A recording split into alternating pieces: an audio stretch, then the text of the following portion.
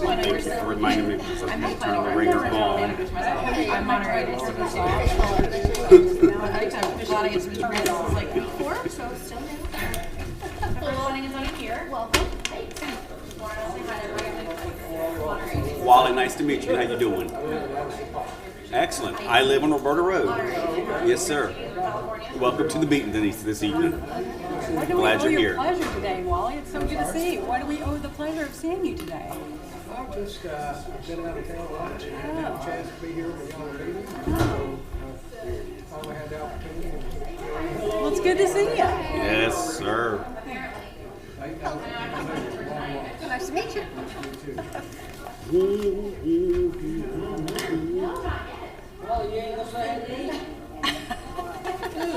He walked away. You're old news. You're not as pretty as we are.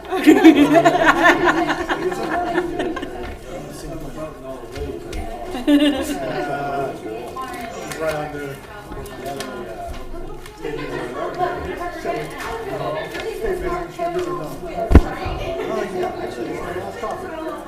I brought my blanket.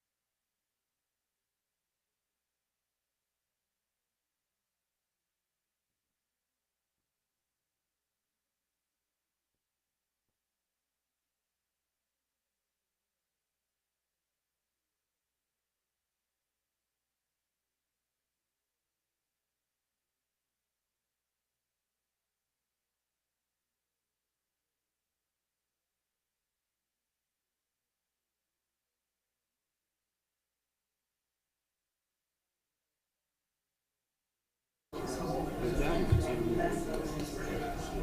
we just need to get wrestling over.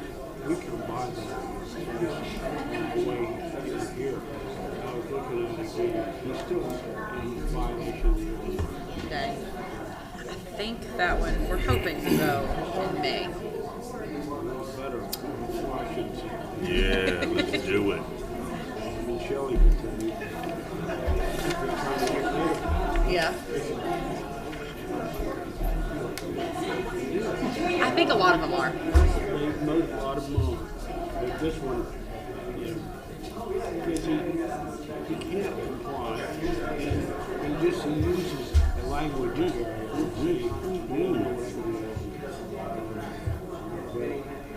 His attorney is trying to help him, but he won't listen to him. I pay the guy. I'm not going to listen, right? Well, it's all a matter of money. Okay. They don't have the money to even pay the fees. The application. And last I heard, he Wow. Was it I know Shelley hopes to get it done before she leaves. Same thing? Okay. Yeah, I'm like, I never know. Screen units on or on, I don't know. Was it, So it's not her problem, yeah?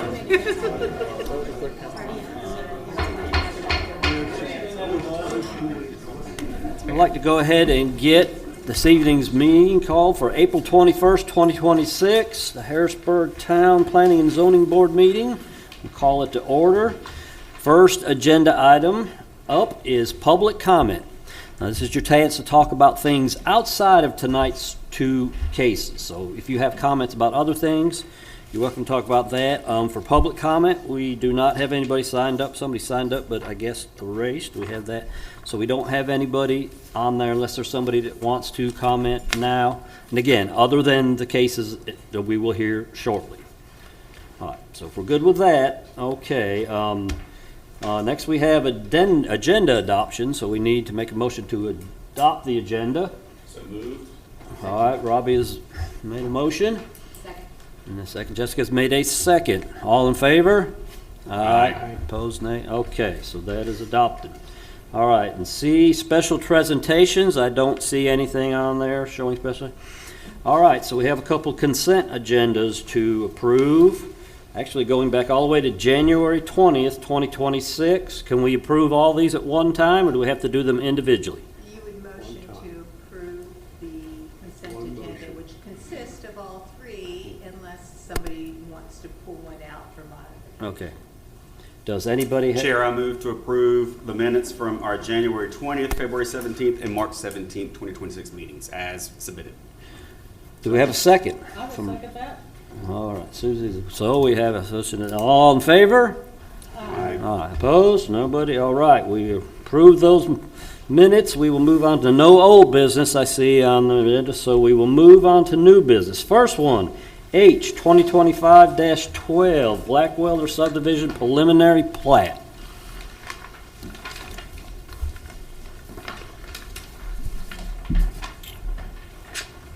Good evening. My name is Matthew Gallman. I'm the senior planner here at the town of Harrisburg. Tonight I'll be presenting a request for a by right preliminary plat for the subject property shown on the map. The site's located within the town's corporate limits and is situated between existing residential subdivisions. To the west, Providence Manor, medium-density residential subdivision. And to the east, Auburn, which is a low-density conditional district subdivision. The applicant is requesting a preliminary plat approval to develop 66 single-family lots on approximately 55.6 acres under the existing residential medium conventional zoning district. The proposed density is 1.17 dwelling units per acre, which is under the allowed maximum of 2 dwelling units per acre. Preliminary plat approval is required prior to the submittal of the construction drawings for review. And what you see before you is an outline of our total process for preliminary plat approval.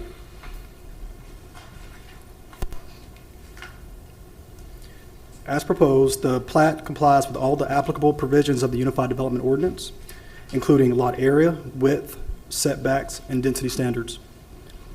For by right subdivisions, the UDO outlines required design standards which this plat meets, including internal sidewalks, public water and sewer, stormwater management for best management practices, and the integration of open space throughout the site.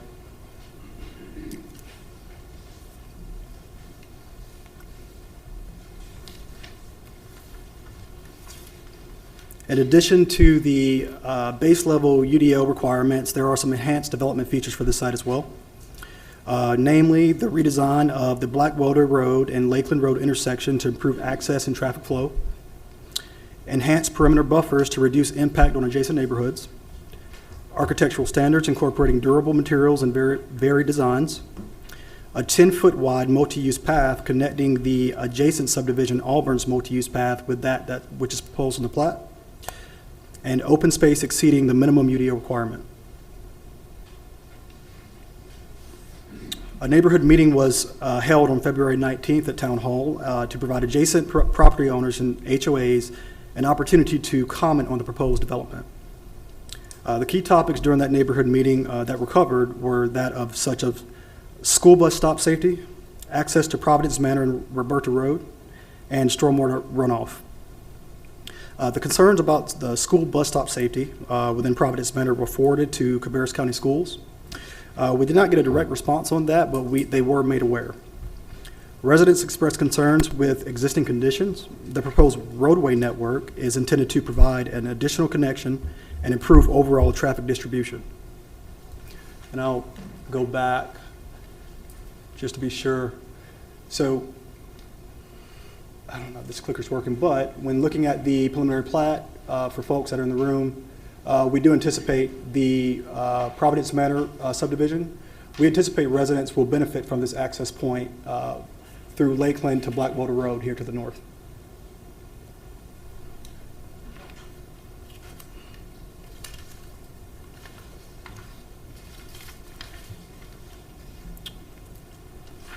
So in considering the request for a by right preliminary plat, the Planning Board is guided by the common decision criteria outlined in section 145.01.07 in the Unified Development Ordinance, along with any additional applicable review standards. Of those common decision criteria, we're looking at this preliminary plat to ensure that it complies with the UDO and Town Code, that the preliminary plat is consistent with the current zoning and anticipated development patterns within the area, and that the preliminary plat site design and infrastructure meet town standards and are not expected to adversely impact public health, safety, or welfare, which we do not anticipate that this development will.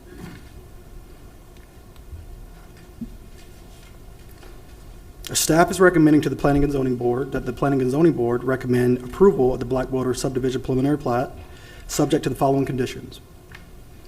That all required federal, state, and local permits, including roadway improvements, shall be obtained. Development shall remain consistent with the Unified Development Ordinance.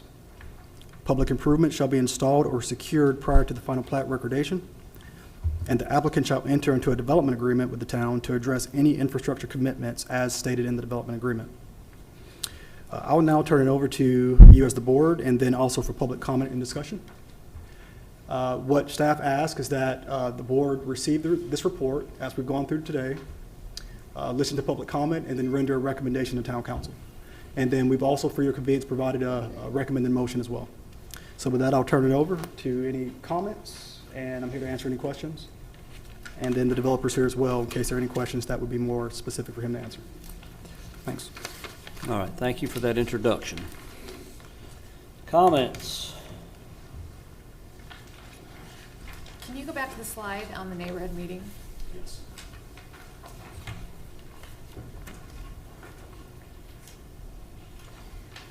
So what was the concern with access to Roberta Road from Providence Manor? You didn't really talk about that. Yeah, so Roberta Road, there's a queuing issue in Providence Manor. So when traffic gets congested. Do we have a map? Yeah, sorry about that. Let me get that. You want to go to the aerial? Yeah, that might be better. Yeah. So I don't know. Okay. Does the clicker show on her end as well? Yeah, we see it. You do see it? Yes, we do see it. On here, and it shows? Thank you. So the issue there was that during peak hour traffic, there is a traffic congestion issue with folks trying to exit Providence Manor Yeah. onto Roberta. Because the adjacent stoplight causes increased queuing, folks have a hard time getting out in the mornings and during peak hour in the evening. So the way that staff has really reviewed this plan, and what we anticipate is that by incorporating this new development and including that additional connection onto Providence Manor, folks within the existing Providence Manor subdivision will have additional access to Blackwelder in order to circumvent increased congestion here on Roberta Road. But then wouldn't it also increase traffic from people coming from the new development to Roberta? They're not gonna go from Blackwelder to the light at Roberta, they're gonna go through Providence Manor. So that's only increasing that traffic right there. I kind of want to defer, only because I think just the way that we were intending this was that we wanted folks to have increased a release valve. I'm not so sure that we intended for this to solve the problem completely. Right. I guess I just don't see how it's going to solve anything, because people from Providence Manor still aren't going to turn a right onto Blackwelder to go to Roberta. They're still going to use that same exit. It's the left that's the challenge. traffic light at Blackwater and Roberta, So- Right. So- But it's still, If it's I a little could, more out of the way. Based on the public comment from the neighborhood meeting, we did reach out to NCDOT to talk about that intersection in particular. The issue is there's no real way to solve this issue. There's a signal here that, based on the configuration, as Matthew mentioned, it queues up back here, and people, in the morning are in a hurry to get down there. So this entire neighborhood only has one access point. So all these homes are currently using this. NCDOT indicated there's nothing that could be done for this, that because of the signal there. So again, looking at this right now, this community has one access in and one access out. Now, we clearly understand the preferred would be to take the quickest route out. However, this development is connecting all the way over to Blackwelder. So this community, as well as these residents, actually have two ways now in and out of their community. And again, we clearly understand that people like the shortest route and what's preferred, but this project also is providing an alternative route for those that are willing to go a different direction. And Providence Manor Drive will still have a left in, right out, can go right or left on Roberta? That's correct. Yeah. It doesn't, does it have a right now?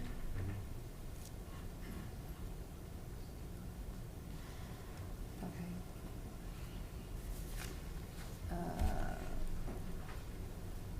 Can you go back to, I'm sorry, can you go back to the neighborhood meeting again, please? Yes.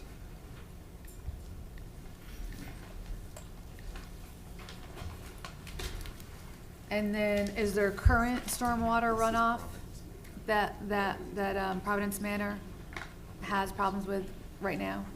Or are they just worried about future? So the way that the question was posed and presented to us during the community meeting, the concern is future and how development would impact that in the future. And so what we communicated to the resident, as we are today, is the developer is going to be required to make sure that post-development stormwater runoff conditions meet that of pre-development. That's from local standpoint and state provisions as well. Does the town have preliminary grading sheets for the site plan yet at their disposal? We're not there yet?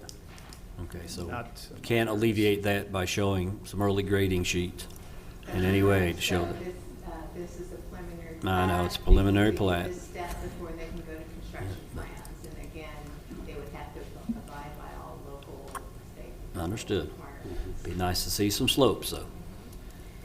And sorry, one more, so their third issue that, from the neighbors, where is the bus stop, or where are the bus stops that they are concerned with? And are there existing issues with safety? Are there current issues? Or are they worried about future issues with the increased traffic that's more than likely gonna go through their neighborhood? I would now? say it was a culmination of both. And so we wanted to make sure to communicate the full scope of the comments to NCDOT, which we did. I I want to say that there was some concern about possible makeshift bus stop that was made by students along Providence Manor, and how that could be impact. So if you see my, I can't, I would have to go back and look at the meeting minutes, but I wanted to say it was in this area here.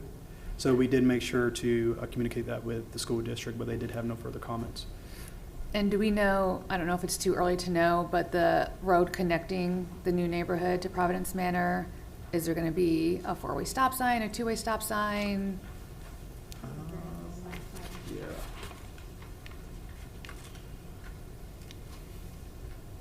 So here, that's 4-way, correct? I believe. Yeah, well, not the traffic circle, but then. Okay, so we're not going to do a 4-way stop? Yeah. Okay, thank you. So it's a traffic circle. It's a traffic It's circle. a traffic circle. It was done for Oh, traffic that- calming. Yes, that's circle. It was intended to slow traffic down as it connects between Blackwelder and, But that's within the new development. That's That's correct. not connecting it to Providence Manor. Right. It does- There's no intersection for the connection, it just It just It- goes it straight just in. goes straight It's in, just a road. because there's no road.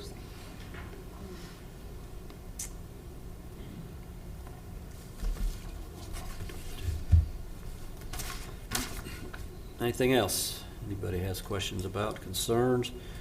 Are we interested in hearing from the developer first, or we want to take public we want comment? to take the applicant next.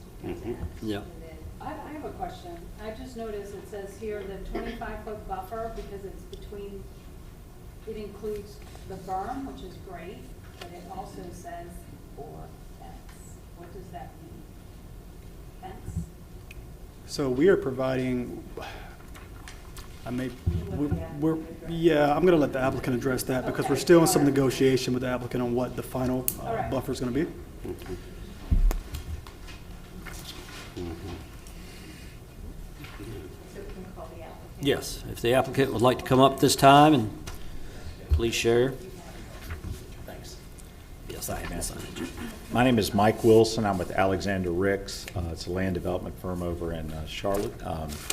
This farm, Mark Blackwelder and his wife are here tonight. This farm's been in the family for over 100 years, and as that area of the town is developed, it's now a farm that finds itself between two existing built-out neighborhoods.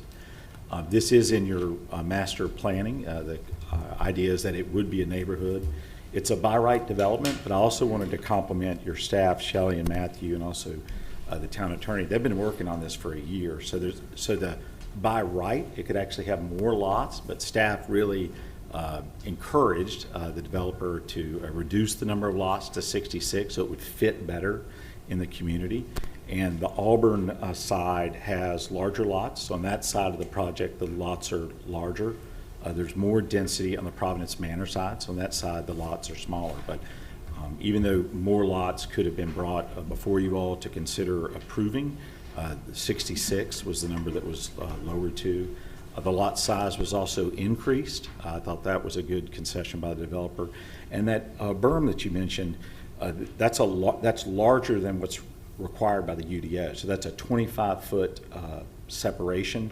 And we aren't sure yet whether we'll do the fence or a berm yet. That's something we can talk to staff and the community about. But that is by the UDO, and that's more than is required by the UDO. So really throw it up to any questions you have. But they've been working on this for over a year, and I just want to commend your staff has done an excellent job advocating for your board and for the neighborhood.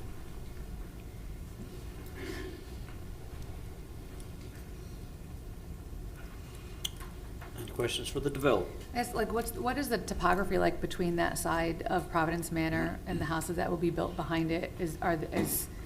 What's the level? Are they level? Is one side going to be higher? Yeah, I've walked it with the developer and with Mark Blackwelder. It's a field. It's fairly level. It does begin to slope. It has grade. There's water down at the bottom. The river's at the bottom. But the topography, it really slopes down where they have the tree save and the park area. It's relatively flat. Yeah. West I mean, to east. yeah, it was slopes farmed. south.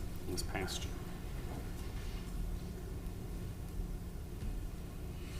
Thank you. I don't have any additional questions. I do have another question for staff.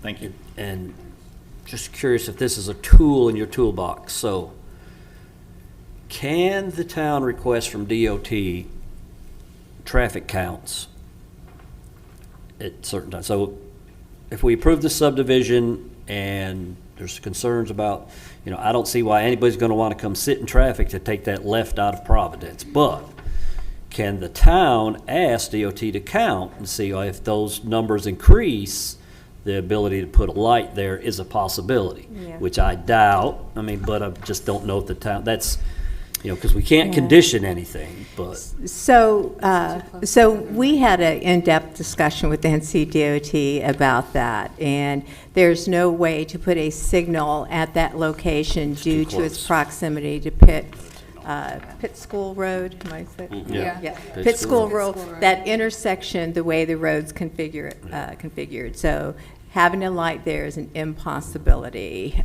We talked about any other options, and again, based on where that development stands today, there's not any real improvements that can be done on that end. So kind of the reality is the traffic congestion from the left out of Providence will continue to stay the same. So people that say, well, let's go that way are going to find, well, that doesn't work. So going out of this new subdivision down to Blackwell, the Y farther does allow you to get to a signalized intersection. And it also allows the ride-outs to go that way, which could reduce the stacking in Providence Manor, because now the ride-outs don't have to wait for the left-outs, because it doesn't, it's a single lane. It's not a thoroughfare until the very end. I don't even know if this street existing Providence has a left-out and right-out. Maybe one of you residents can tell me it does not, so right and left have to wait.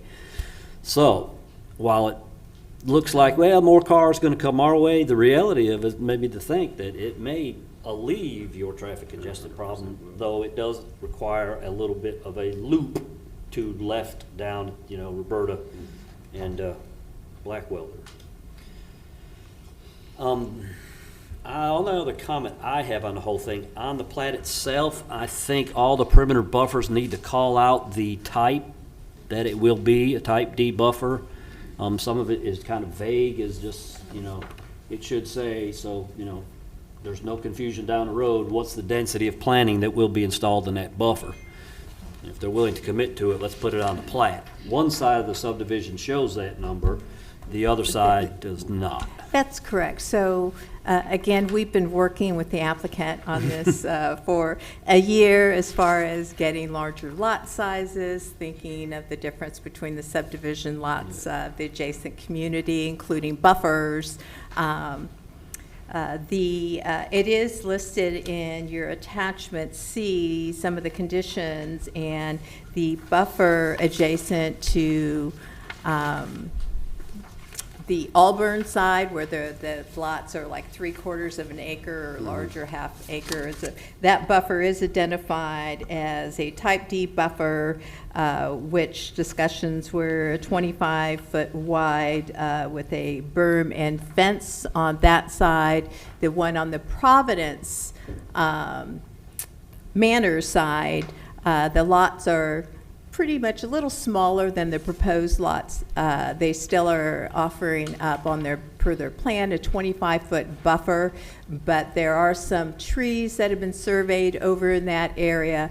It backs a buffer on the Providence Manor side, has a small buffer along there as well.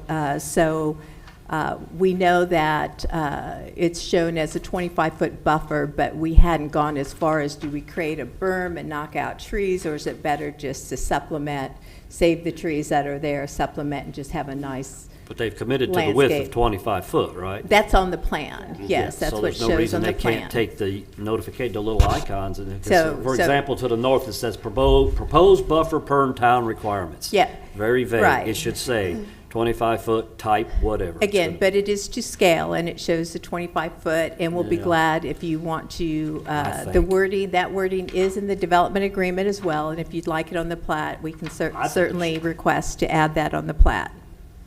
I think so. I would request that. Okay.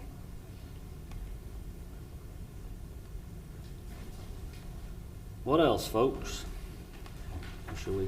The fence bothers me when it says buffer or fence.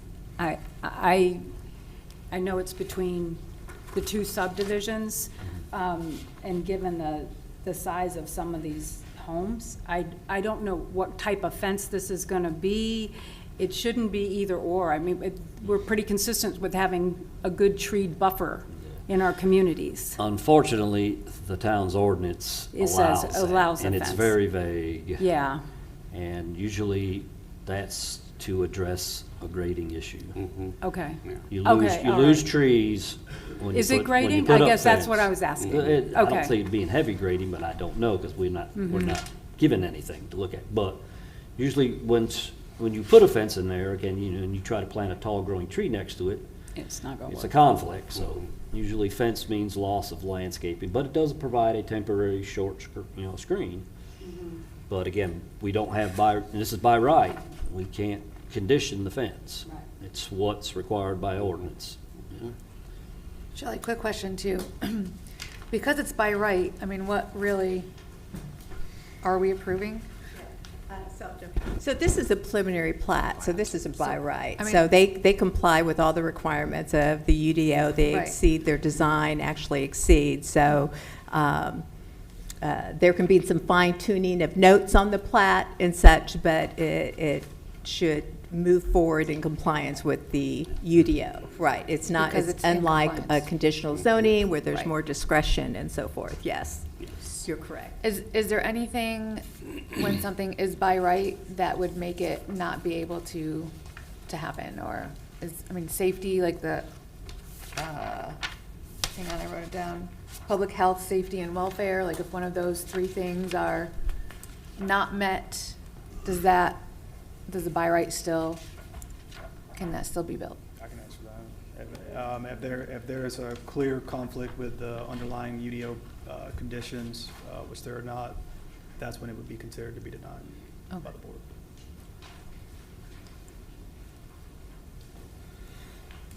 Okay, then, if nobody has any more comments, I think we'll open it up for public comments. We have 5 people have signed up to speak, and I will start with the first person here. I'm going to do a butcher job on your name.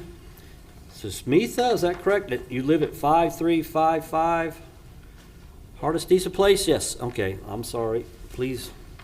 We got a good number of people, so let's try to keep our comments to 2 minutes, if we can. You have to come on up to the podium, please, so everybody Last can time I hear. was here, I got a mic near my place, so I was just like trying to confirm that. Yes, you'll need to state your name and address. Yes, my name is Sushmita. I stay at 5355 Hardester Place on Auburn Community. So I had the issue of the same question about the traffic too. That's going to come in, but because right now we do not have any connection, the connection might probably add not just like the residents, but also the new, like any other people, the regular public connection, like more traffic from there. And since we live like on the lakeline, like on like connection between the lakeline and the Hardester Place, we are almost like the most affected people out there, where we see a lot of more noise coming in, a lot of more like the glare from the car lights and everything coming in. So my request is more about can we add any evergreen trees or anything on the Lakeland Road? That way at least it can mitigate, if this connection is still to stay, if we can mitigate a little bit of the noise and then light glares for at least the residents on the Lakeland side of the road or the Auburn side of the community and everything. That and also, as you mentioned, Mr. Bill, about like the traffic, basically before the construction and after construction, if you can get like traffic numbers, that would be great. And follow up would be like, if you can mitigate, how could we mitigate would be the next question. Yeah, thank you. That was my. Thank you. Next, we have Mike Wilson. He's the applicant. Oh, yeah. okay. Manny Burger Rudy, 542, okay. I'm sorry about the name. It's about right. Manna Berger. Yeah, I live in 5423 Hammermill Drive in the Providence Manor. And I think everybody from the Providence has a problem with the solution, which doesn't exist for the consisting road between the Roberta and the Lakeland / Blackwelder, because it will be a shortcut from Blackwelder all the way through our HOA and then to the left. So I think everybody's concerned with this one because, like we said, there is no real left or right or a traffic sign, nothing. A roundabout doesn't work there because there's a traffic light. So as of now, from the last meeting till today, there was no solution provided. Basically, we just right along the same, yeah, we figured it out. But there is nothing. And also with the school bus, it is on this corner there, and if the cars go through there, I don't know, with all these kids running around, and the cars go through there, so it's a big, major concern. So that's my point. Street. Thank you. All right, thank you. Thank you. Rhonda Williams.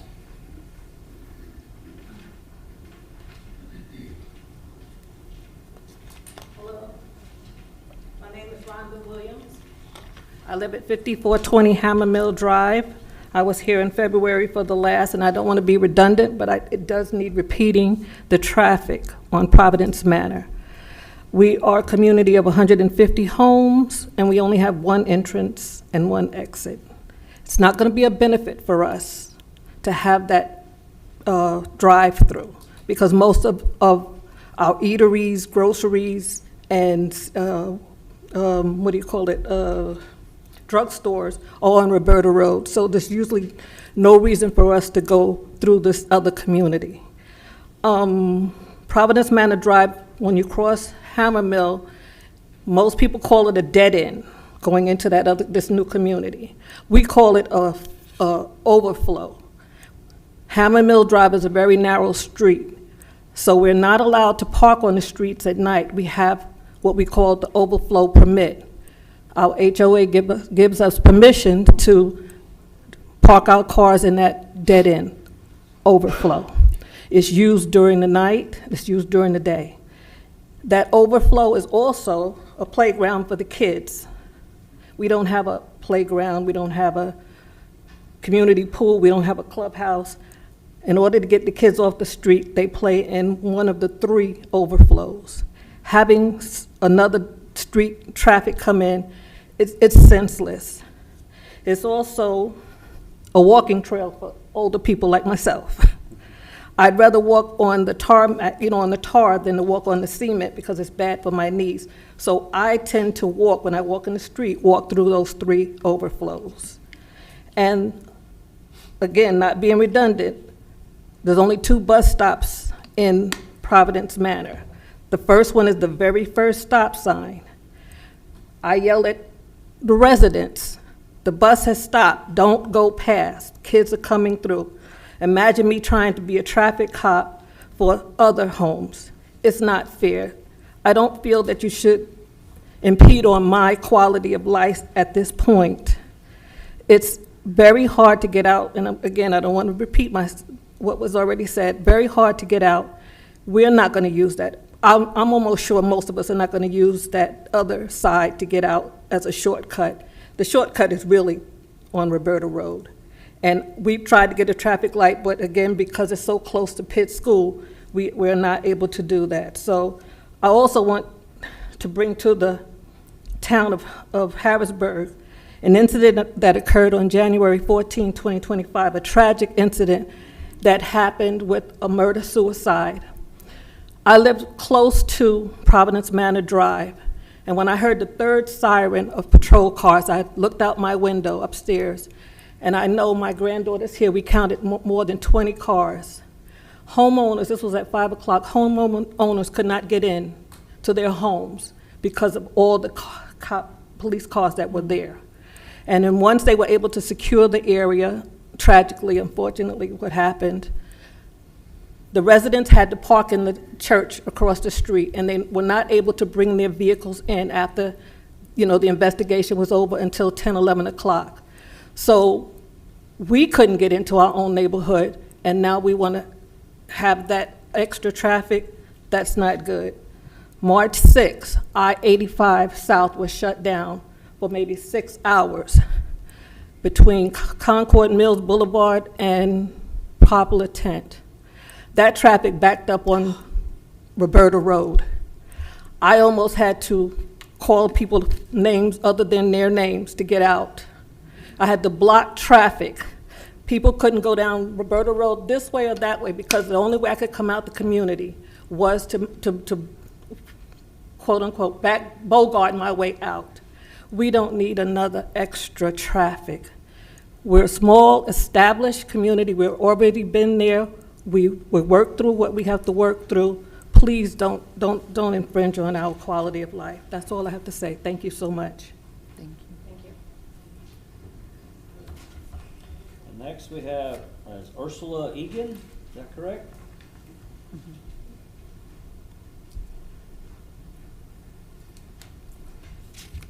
I'm just going to repeat, everything that she said is to a T. With the incident with the murder suicide, even ambulance and police departments cannot get down the street. I opened my house to people, neighbors that I've never met, for them to get in. They had infants and everything. So we had them coming in our houses. It's not a good idea. That roundabout, the bus stop is right there. Can I approach you 1 second? Can I come up 1 second? Can I come up there 1 second?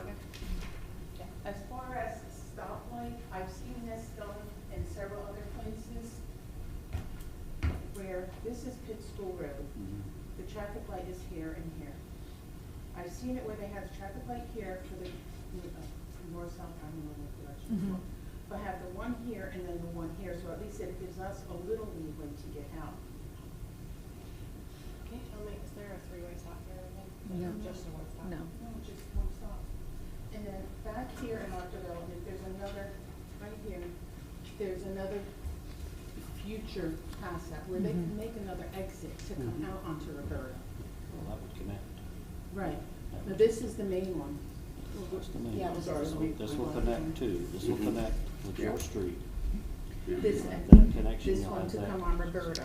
They're saying that they're not gonna Roberta's- open this. Roberta's up So, It's right here. so excuse me, we need to make sure that any comments are going into the mic because this is a live meeting. So this is, If she wants to leave the diagram and talk to it, she can, but we do need to have If her you want to leave talk this with into us the for mic, just a minute, we can please. pass it and then we'll give it back to you. We need you back at the mic though. Just so you can have a We have mic. to It's record public your. record, so you're welcome to take, well, here, take mine. I'm gonna give yours. This one is yours. And Yep, you can that's take that up there and comment to everyone. so where the roundabout is gonna go, that's our main entrance in and out. Right. Down the street, they had another entrance, future road, where they can make another entrance or exit If you onto Go back to the Roberta. plat sheet, please. I'm sorry? This is. We're asking if the town could go It's back that. to another Put the slide so we plat can see the back map. up. And there you go, thank you. Right. But is So that where the future, or is that really roundabout gonna happen? is, that's the Like main it's real. entrance. That's the one entrance in and out. Are you referring to the Hill Ridge? Excuse me? Is the road that you're talking about the Hill Ridge Lane, the second entrance? Hill Ridge, yes. I have a Yes. problem hearing with one I ear. was saying the road name. Are you talking about the community having the second planned entrance? Yes, because right now, one exit and having the other community come in, it's not going to be good. For our safety, the children's safety, right where the roundabout is, right onto Hammer Mill or Providence, the corner, that's the main bus stop. There's kids running all over the place. One of my friend lives in the community. I was there when the shooting happened. I know how bad the situation is, so now I understand what you're saying. Yeah, like the ambulance literally had to stay up at the corner and carry the gurney down the street, and by then it was too late, which was the sad thing. So that, I know Phil was here a couple of weeks ago for the first meeting, and it was on record where they have the ponds, and if they could fill the ponds, but they cannot build on them, and it was recorded with the counties. So we just want to make sure that that's still into play, because if a house is built on that, and if a house collapses, our values go down, like way down. So as far as the stop light, what I was saying is, I've seen it in other neighborhoods all over the place. There's the one by Roberta and Pitts. If we can bump the other one for the oncoming traffic just past our light, our entrance, where it gives us time to get out a little bit, at least 5 or 6 cars could get out. I've seen that done. Thank you for those comments. I do want to point out, though, that Roberta Road is a NCDOT maintained road. The town of Harrisburg has no authority jurisdiction. They can't not make that happen. Thank you. That would be between, that's a state thing. The town has already addressed that with state, and look, they have a separation. I don't know if it's a law or whatever you want to say. They say that traffic lights can't be so, and it has a lot to do with traffic volume and all. So you may have seen in another town, another community, community where that was allowed, but currently NCDOT. So that's residents. That's something residents can take up with the state. The town can appeal, but the town can't authorize. Unfortunately, that's just. Okay. If it was a town road, it'd be a different story. Like all your internal streets are town streets. You have a little bit more leeway there. You're a town resident, you're dealing directly with town. But state maintained roads such as Roberta, Blackwelder Road is an NCDOT road also. Okay. Yeah, and like she's also said, the kids, I was the first one in there. Our house was the first one built, been there since day one.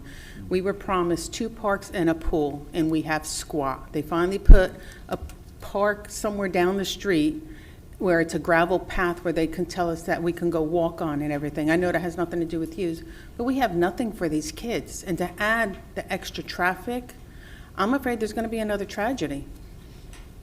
So that's all I have to say. Thank you. Can you please state your name and your address for the public record, please? It's Ursula Egan, 5333 Bendix Court.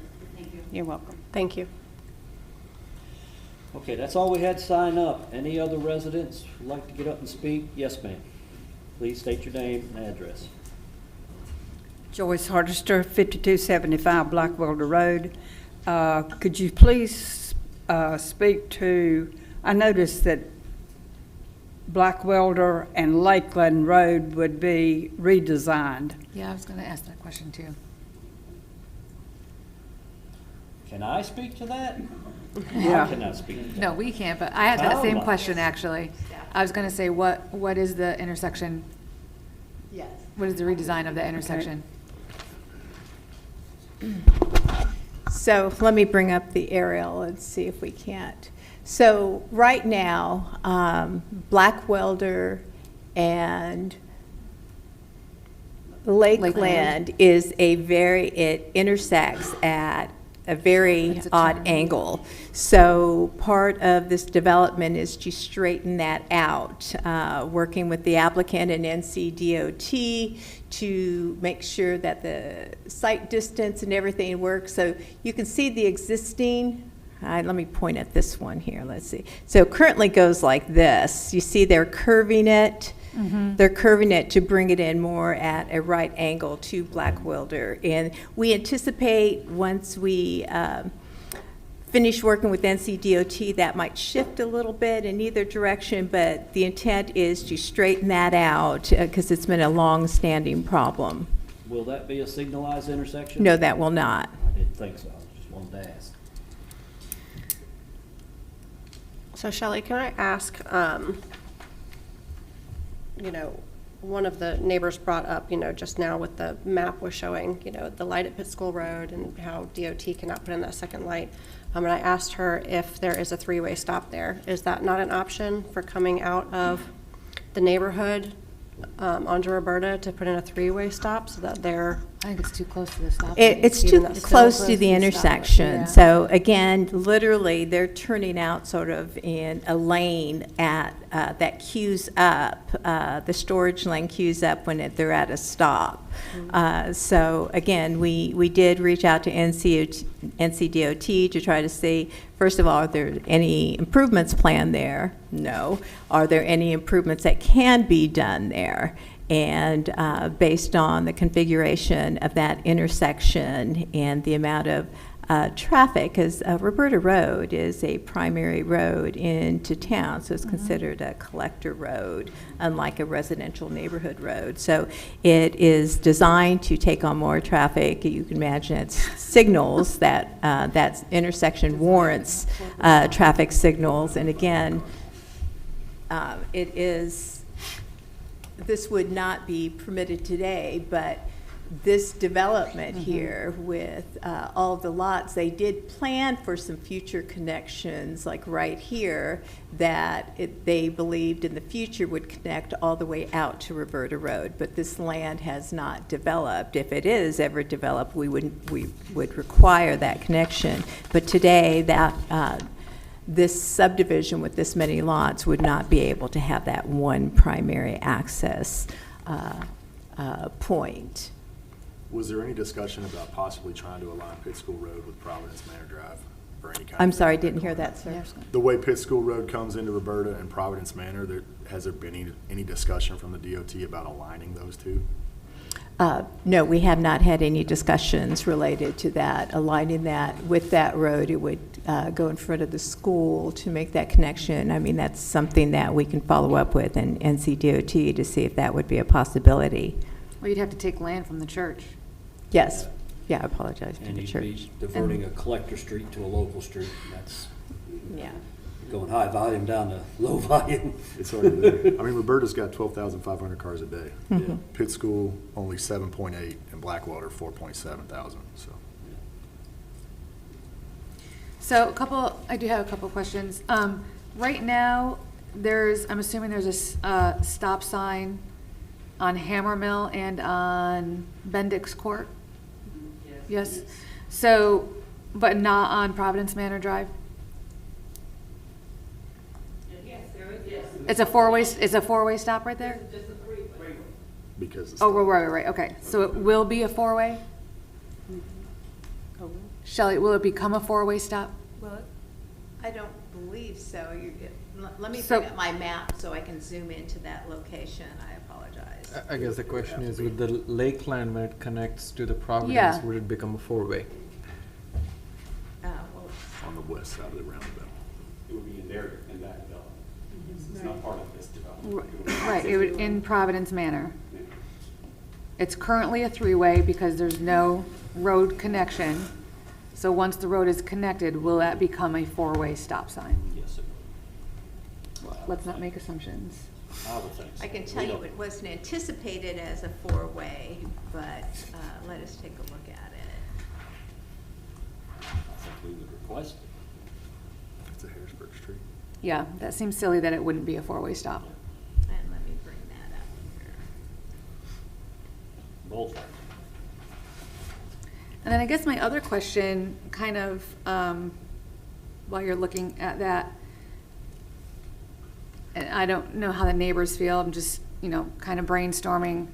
Would it be worse, well, I guess, what would be the better of two evils to not be connected and still only have that one exit? Do you think is it better to have the two exits? Is that even a possibility to not connect the neighborhoods?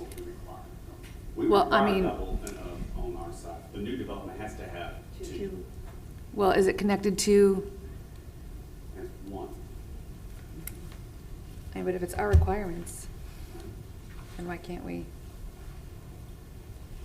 So the subdivision was, Providence Manor was designed with various stepped-out streets for the purpose of future roadway connection, and that includes their primary road in where this proposed project is planning to connect. So, and as you're aware, our UDO does require that when neighborhoods go in, that they either provide a stub-out or connect to existing stub-outs. So I can our speak to the requirements. ordinance, I can't speak to how the neighbors feel. Right. Is it, hold on real quick, is it connected, is the Blackwelder connected to Auburn Parkway Yes, that's at the bottom. at the bottom? Yeah. So it has two exits. Okay. Did you find out about the stop sign? So we can recommend, looking at this, I see exactly what you're speaking to, that eastbound traffic on Providence Manor, there's no stop sign there, but they would continue. I think we can recommend putting a stop sign there as well. And that way it would be a four-way stop prior, and then as it moves out of Providence Manor, it'd go into the roundabout, but it would be a slower approach, yes. Did I hear a resident wanted to get up and speak? Don't apologize. You're okay. Rhonda Fennessy, 5420 Hammer Mill Drive. I moved in the neighborhood in 2006. I worked for the builder, CP Morgan. They told us, and I don't have anything in writing because they went out of business, that you're calling a dead overflow was there for a reason, that the land behind it was not buildable because CP Morgan wanted to build homes there.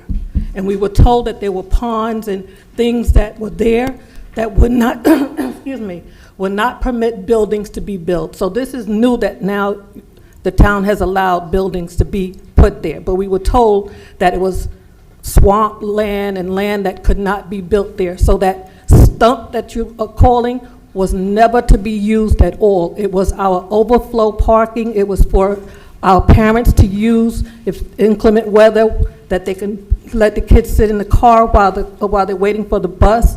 It was never to be used as a roadway. We only have one entrance and one exit. And we are 150 plus home, 153 homes. We only have one entrance, so if it's only 66 homes, they can have one entrance also.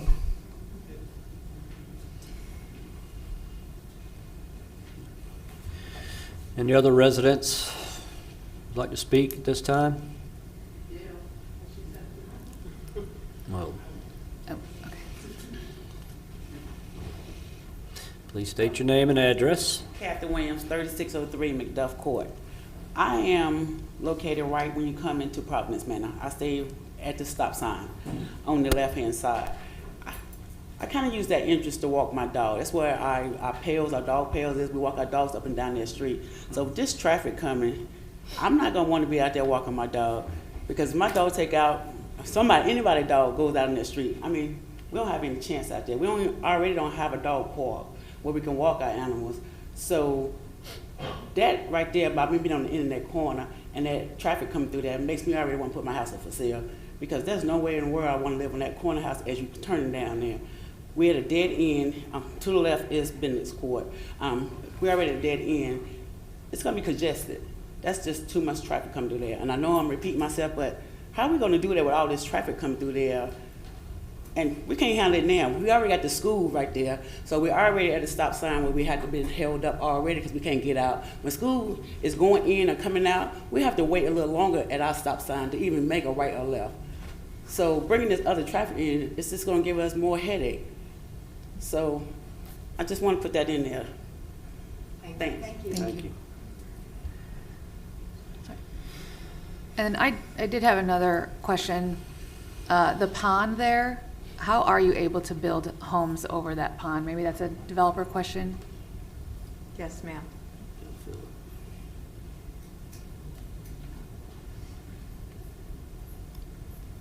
Yeah, the developer spoke with the Corps of Engineers and Diener. There's no issue with the pond. I'm not sure why the residents were told that by whoever developer. So you'll drain it, The state of North Carolina doesn't have an issue with it. It's drained and filled in, and The state of North Carolina didn't have any, I mean, we had to vet that. do you have to disclose that to the potential owners of those lots? That there was a pond there that was man-made? Well, I don't know the answer to that, but whatever has to be done by state law, we'll do. I just didn't know if that was something that would need to be disclosed to those lot owners. I don't know the answer to that. Thank you. I wouldn't want to own that lot. I have one more question. This is Sushmita Singh Reddy, and I live on 5355, just for the note. There is no stop sign between Lake Run Road and Auburn Parkway right now. There's no sign right now. stop sign, there is no four-way. There is a new connection that is coming up that that would have to build up for a new four-way connection. If you see the new development, the roads are like showing four. The roads eventually will have four connections, like 4 roads connecting. So we would probably need to have a stop sign on that, and also on the Hardister lane, because it's going to bring more traffic into it. So we need to have a 3-way stop at least on that too. Since the traffic would be both the ways and also from the street into it. They're not going to put it through. So there's currently no stop signs from Auburn to Lakeland? Yeah, there's nothing. But there is one stop sign from Hardister to Lakeland, the other side of the road. There's one stop sign for that. I know that's like kind of a dead end. That's the reason they don't have probably did not put it, but with this connection that is going to come up, we would need the stop signs. I think I'm done. We will follow up with the Auburn developer. That development is still being finished out. They still have roadway work. We will double check to make sure that their construction plans have the stop signs in the appropriate location within Auburn, have those connection points.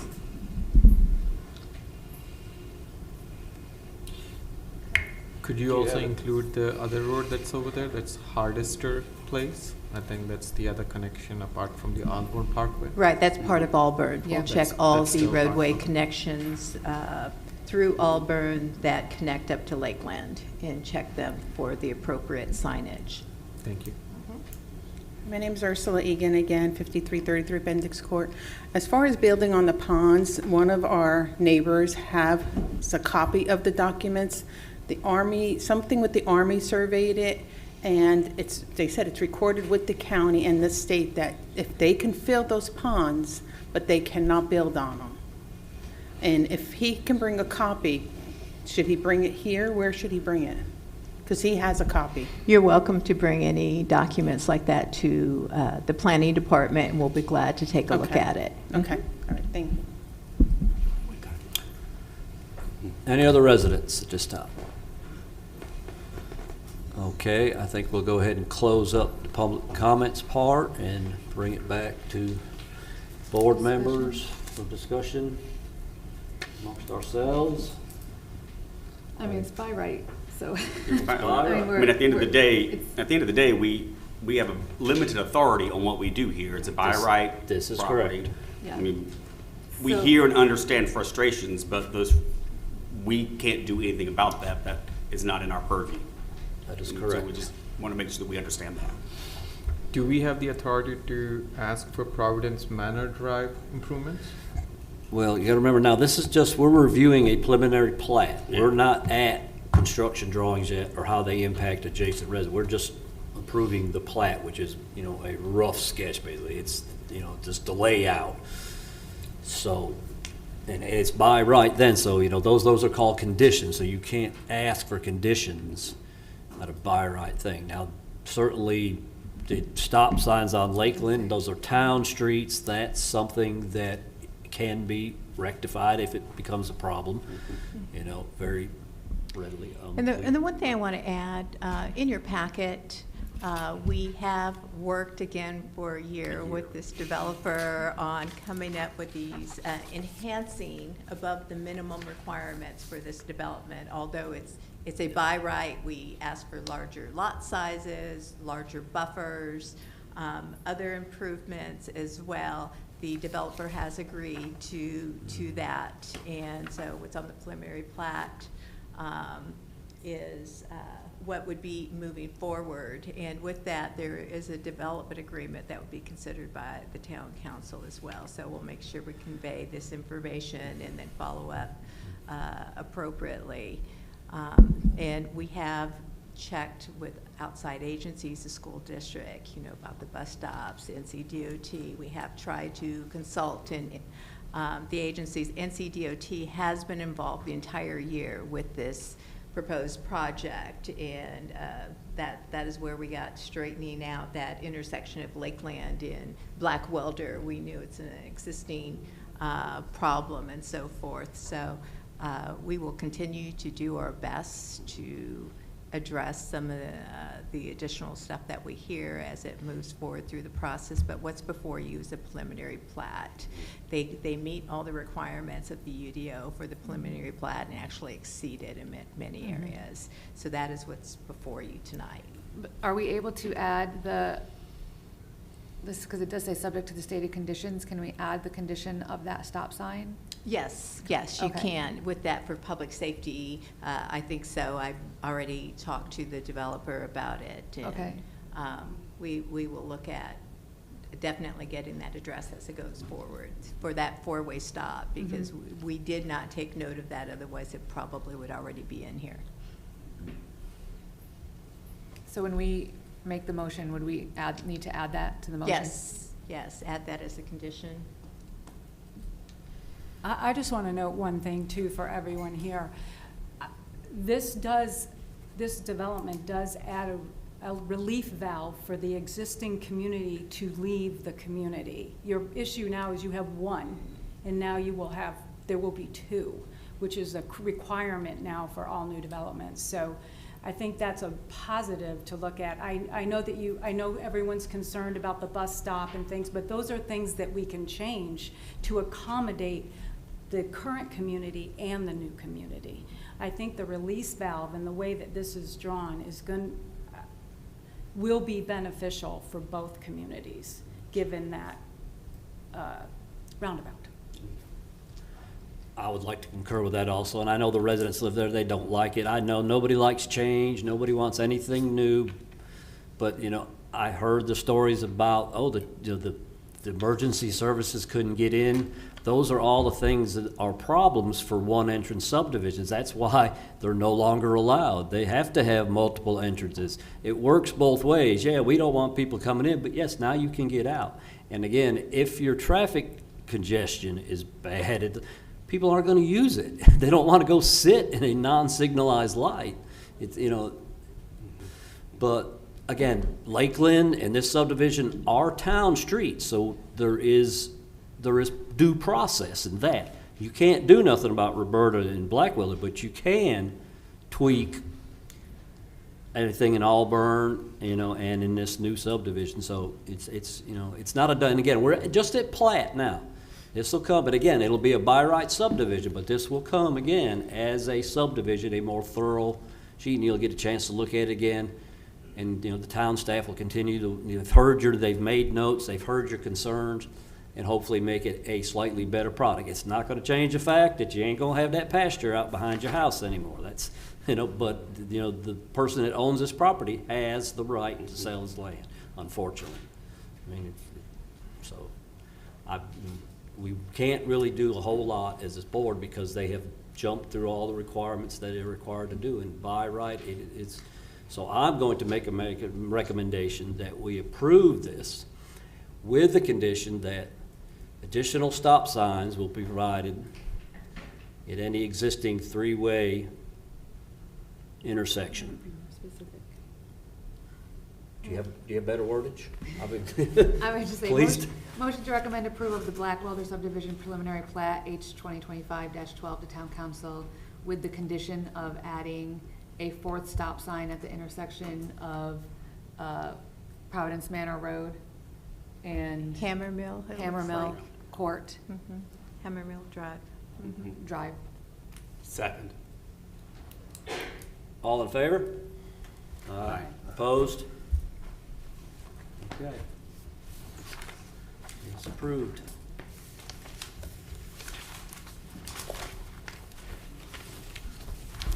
So for those in attendance tonight on this case is scheduled to go to town council at the June meeting, which, let me look up the June date. And we will send out public notices as well associated with this.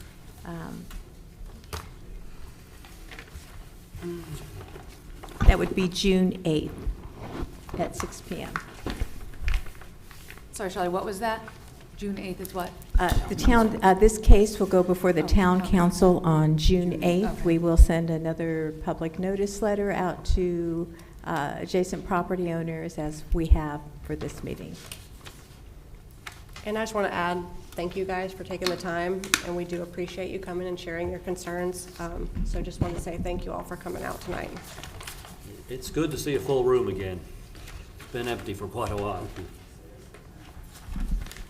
Yes, thank you for being here. Next.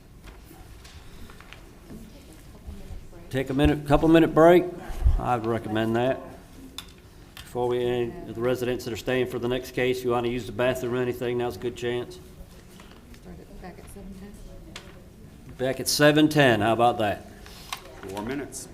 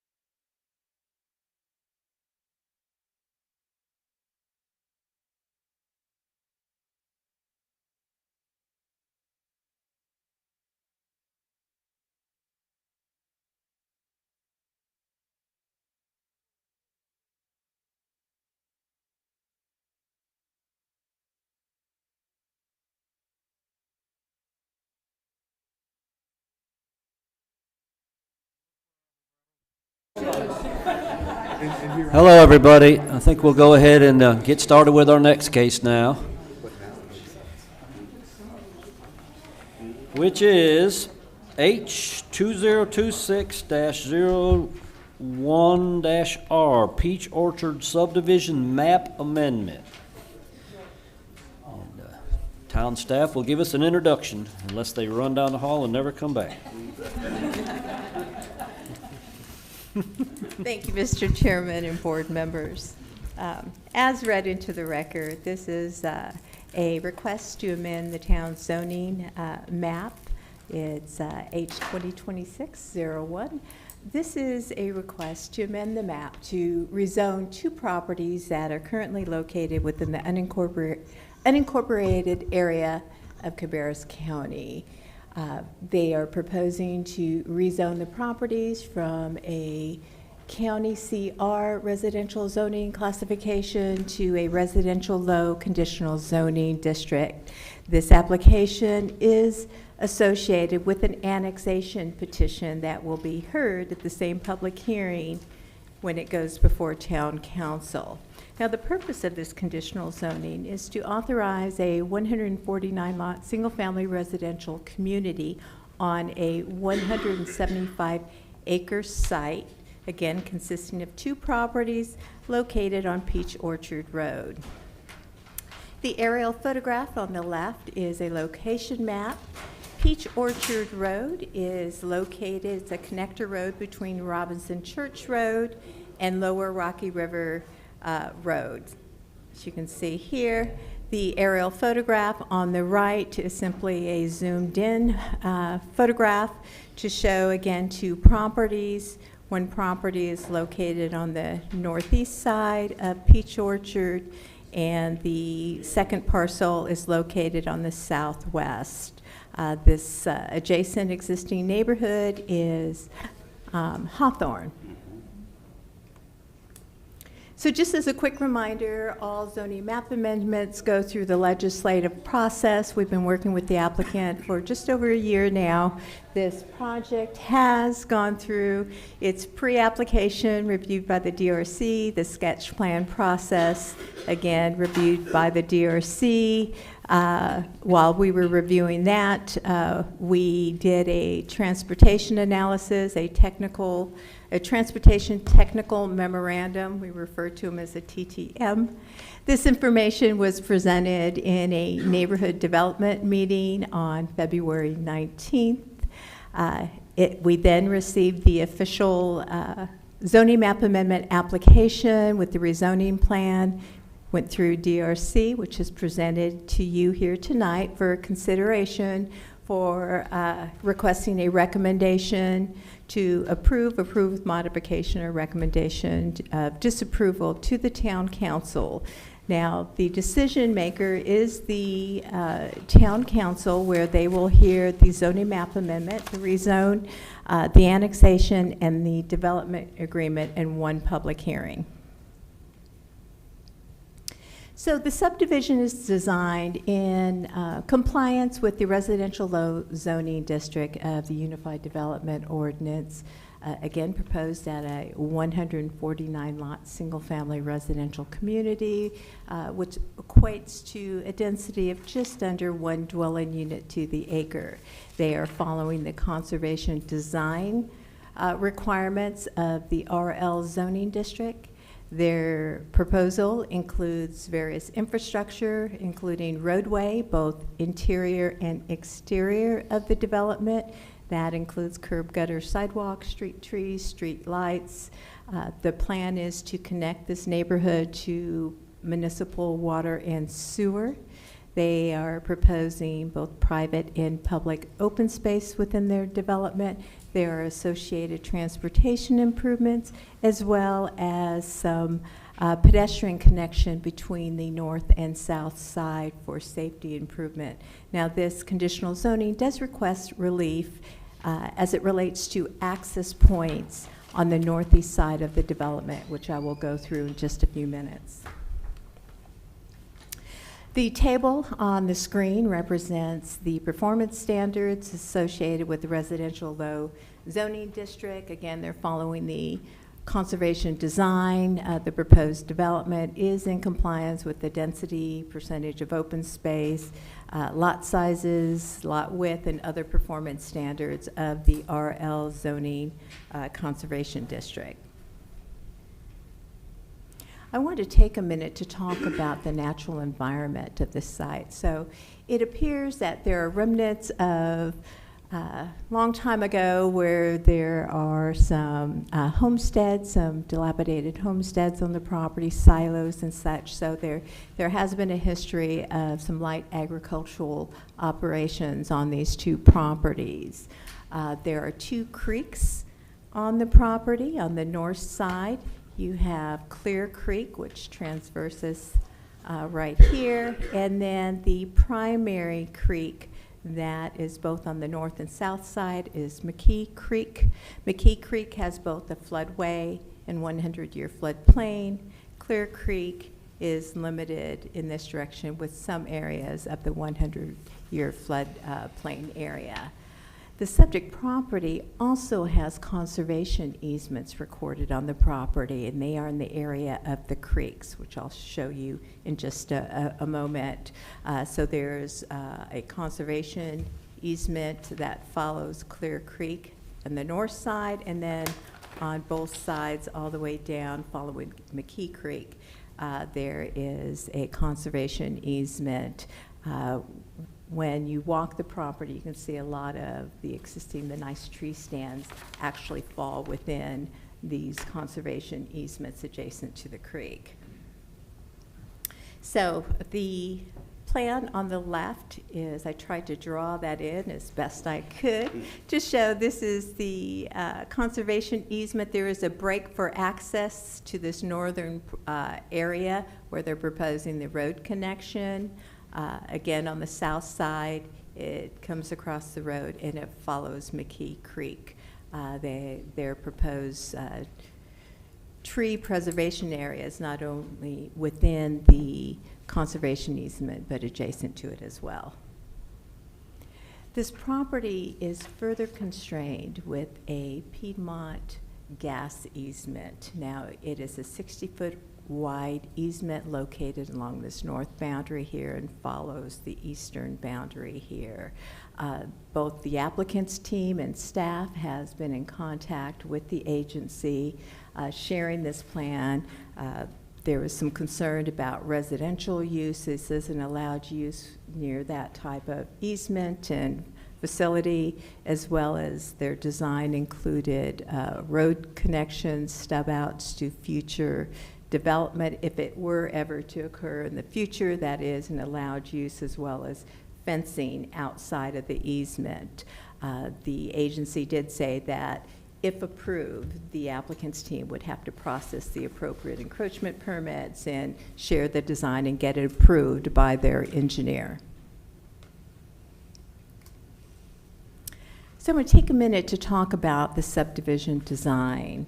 So I'll start with the northern side. So the northern side has one primary access road that serves 65 lots up in this area. There are two proposed, we call them stub out future road connections that are planned.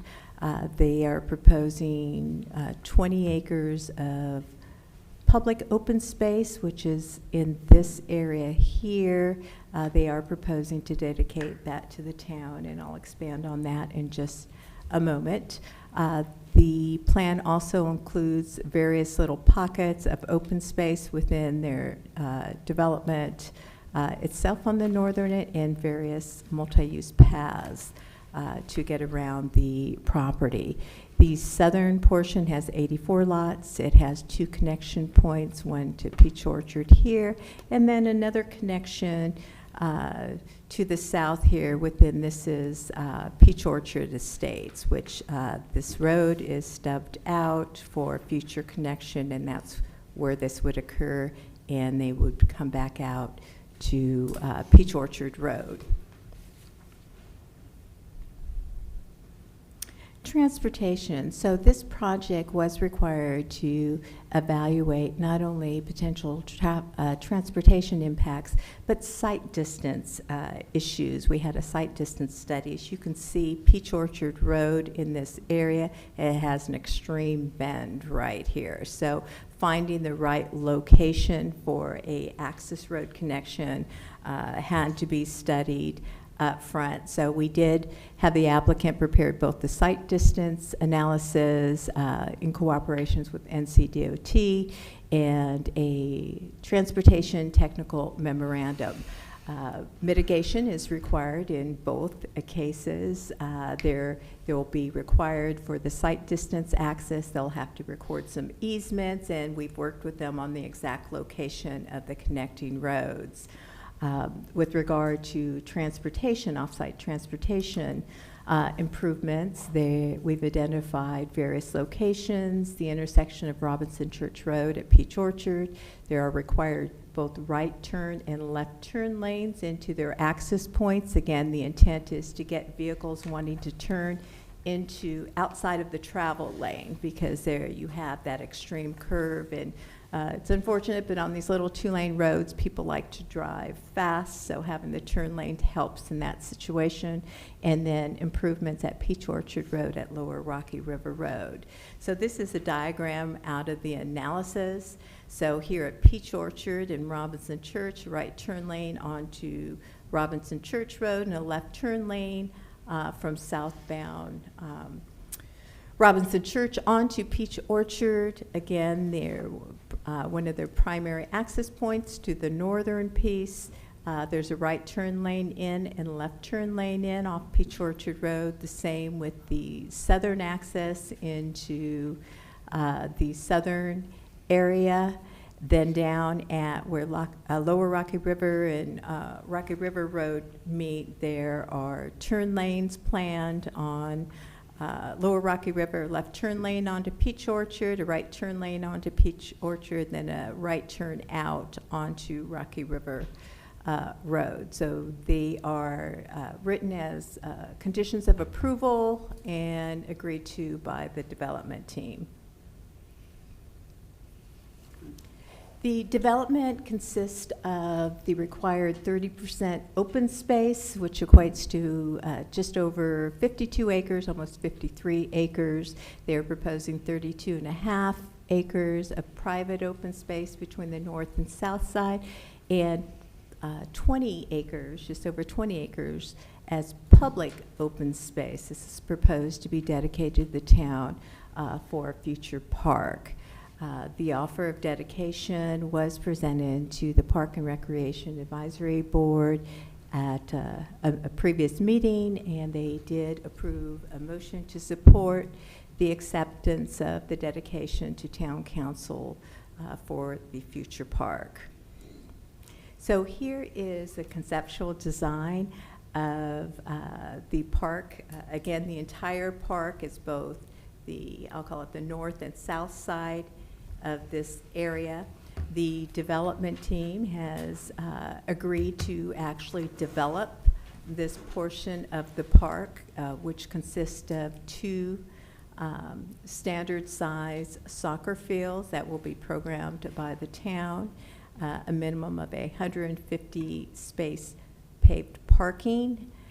You can see 2 access points, one that would allow this community, instead of having to drive all the way around, they can turn in this way, or in the park itself could have its own access here. Then after games, you could have distribution of cars going in both directions.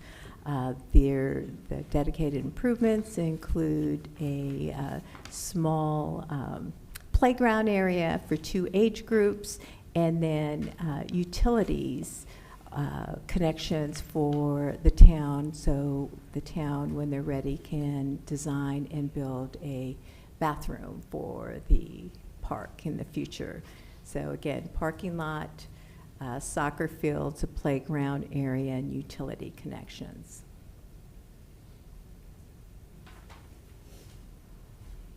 So This development, as designed, there's a north piece and a south piece, and then you have a portion of a park on the north area. So there was concern about pedestrian connection across Peach Orchard Road. So we were working with the team, and we had requested they provide some kind of safety connection between the north and south side. Our preferred there's a bridge just before you get to the property, just north of the site there on Peach Orchard Road. We wanted them to evaluate doing a trail under the bridge. We also talked to them about providing some kind of pedestrian connection over Peach Orchard Road. And what is being proposed, they did look into both, and I'll let them address the feasibility of both options. But what is proposed is an at-grade crossing with safety features, which would be the high visibility crossing and this hawk signal. You see many of these by schools. I believe we have one right on. Roberta. Yes, and I'm trying to think, where's the Stallings. Stallings, yes. Wouldn't come to me, so Stallings Road as well. So you typically see these near schools or on trails, on busy roads. So this is something that is proposed within this development, and let's see if it is proposed right in this location right down here. So to take it away from the sight distance main axis of the curve and put it in a smoother area, a more visible area. And these little dotted lines are trails and pathways that would connect the north, besides the sidewalks within the community, there are proposed trails that would connect and provide opportunity to go for nice walks and to cross at that location. I think I'm going the wrong direction. So, as mentioned, this development does include a request for relief, and it has to do with the number of access points into this section. This is over 60 lots that should have 2 access roads in there. Although we have stub outs, there's no other road proposed into the section. Again, they are limited with the conservation easement of still keeping just this one crossing area. What they are proposing is to integrate the access with, if something happened out here, there's still emergency access through this other access point, and the same at the, if something happened at the park over here, there is a way to connect back out to Peach Orchard Road. So they are looking for relief from the actual road connection and utilize the drive access through the park. We were trying to eliminate the taking up additional land and actually planning a road where people tend to speed more through a public park. So usually if you have driveways with parking, people drive a little slower than they would actually on a road. The conditions include that they would limit the housing to the northern side to 30 lots until such time this other connection is built through the park. So they would not exceed that until this other access point is constructed. The architecture proposed, this is a conceptual design of the proposed homes. As you're aware, the town of Harrisburg does have very high standards as it relates to architecture, related to the cladding of materials on the exterior with no exposed foundations around the base of the homes. We did provide these conceptual drawings, but we don't actually approve the architectural package until we get the construction plans and we're ready to approve, because sometimes products change over the years and such. So this is meant to be a conceptual. But our architectural requirements are included as conditions of approval as standard, as well as the development agreement. All zoning map amendments are required to have neighborhood meetings. Again, we held our meeting on February 19th. We had a good turnout, a lot of great discussion. Of course, we had comments related to traffic and roadway conditions. Again, we have a transportation technical memorandum with required roadway improvements, both at the access points and off-site as well. We did have a site distance analysis done. We did hear about the concern of the curved road and the access points. We have confirmed that the site distance analysis is supported by NCDOT and town staff.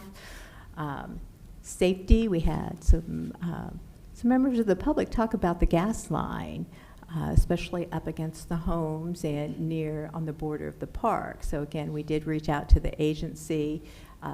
It's not unusual, they said, to have residential homes as long as the lots are clearly outside of the easement and the structures are built away. They're not built right on the easement border, so they that neighborhood does have a minimum 25-foot rear yard setback. So I did talk to the agency about that. I asked about fencing.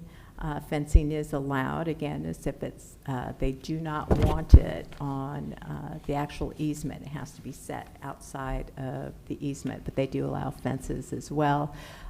Their plan identifies fencing around, and including there would be fencing and signage along the park border too, to let people know this is a gas line. So my understanding what happens is, because it's sort of maintained, a lot of people use it as a trail from what the neighbors were saying. So we'd want to make sure it's fenced and signed, and we're still not going to be able to keep people 100% out. They're going to do what they want, but we'll take as much action as we can to let people know. I did get a couple of follow-up emails after the meeting. One had to do with, there was a concern about connecting this neighborhood to utilities. They had been experiencing a lot of high-pitched noises from a pump station that's out there, out in that area. So we researched and found it's not a municipal pump station. It actually belongs to a neighboring county development. They have a private pump station, and we did let the county, we made the county aware of the issue the neighbor was experiencing with the loud noise. They also voiced a concern about a nesting area and high water within the creek. The applicant did consult with Wetlands and Water firm and looked at the creek, as well as walked the property regarding nesting, and I'll let them address their findings with that. But they did follow up after the neighborhood meetings. We shared all comments with them. With all zoning map amendments, we look for consistency in our findings with the town's land use plan. In Harrisburg, it's called the HALUP for short. It's the Harrisburg Area Land Use Plan. The proposed project is within the very low density area right here, which is envisioned to remain pretty rural with, while allowing residential use at very low densities. Under a conservation design neighborhood, this project as proposed is below 1 dwelling unit to the acre and is designed under the conservation design guidelines of the UDO. So with that, we're going to ask the Planning and Zoning Board to conduct the meeting, take public comment, and consider the case in compliance with the decision criteria that is outlined in your staff report of section 145.03 and 145.0107, along with finding consistency with the UDO. Some of the findings need to include, is this a reasonable request in the public interest, and is it consistent with the goals of the HALUP? So staff recommends that the board transmit a recommendation to approve as conditions and make the required findings to support this project. I'll briefly go over some of the conditions of approval. They are outlined in your report as well. The applicant will be required to comply with the zoning plan provided here tonight, obtain all federal, state, and local permits, comply with all conditions related to our architectural standards. Again, the maximum number of lots on the northeast side shall stay below 31 at 30 until that driveway is connected. Roadway improvements have to be installed in compliance with the Transportation Technical Memorandum, the TTM. The site has to be designed in compliance with the site distance study that was prepared for this project as well.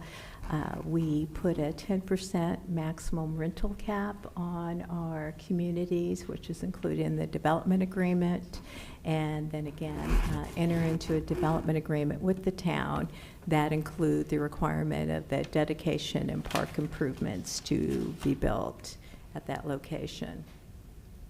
So this is a lot. This is in your staff report, but we're looking for motion options for the board is to recommend approval, approve with modifications such as additional conditions, or recommend disapproval of the zoning map amendment. We are also looking for the consistency findings that it's a reasonable request in the best interest of the public and consistent with the goals of the Harrisburg Area Land Use Plan. So that concludes my presentation. I'll stand by to answer any questions you may have. I have a lot. Okay. Shocker. I'll start off with, what is the difference between a TTM and a TIA?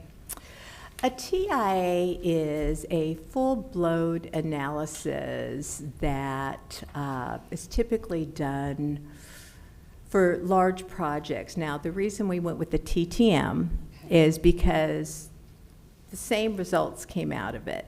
But I don't know if some of you may have been sitting up here a couple of years ago, but this isn't the first proposed development that has been gone through the process on this site. So, It said it was from 2023? yes. So there was a TIA done back in 2023. So we had a lot of bases of an analysis that was based on a development that even had more lots. So they looked at that analysis, which helped shortcut them on the TTM. But the same thing comes out of it. They evaluate counts, the proposed development, its access points, and then come up with a mitigation plan, which was presented here tonight.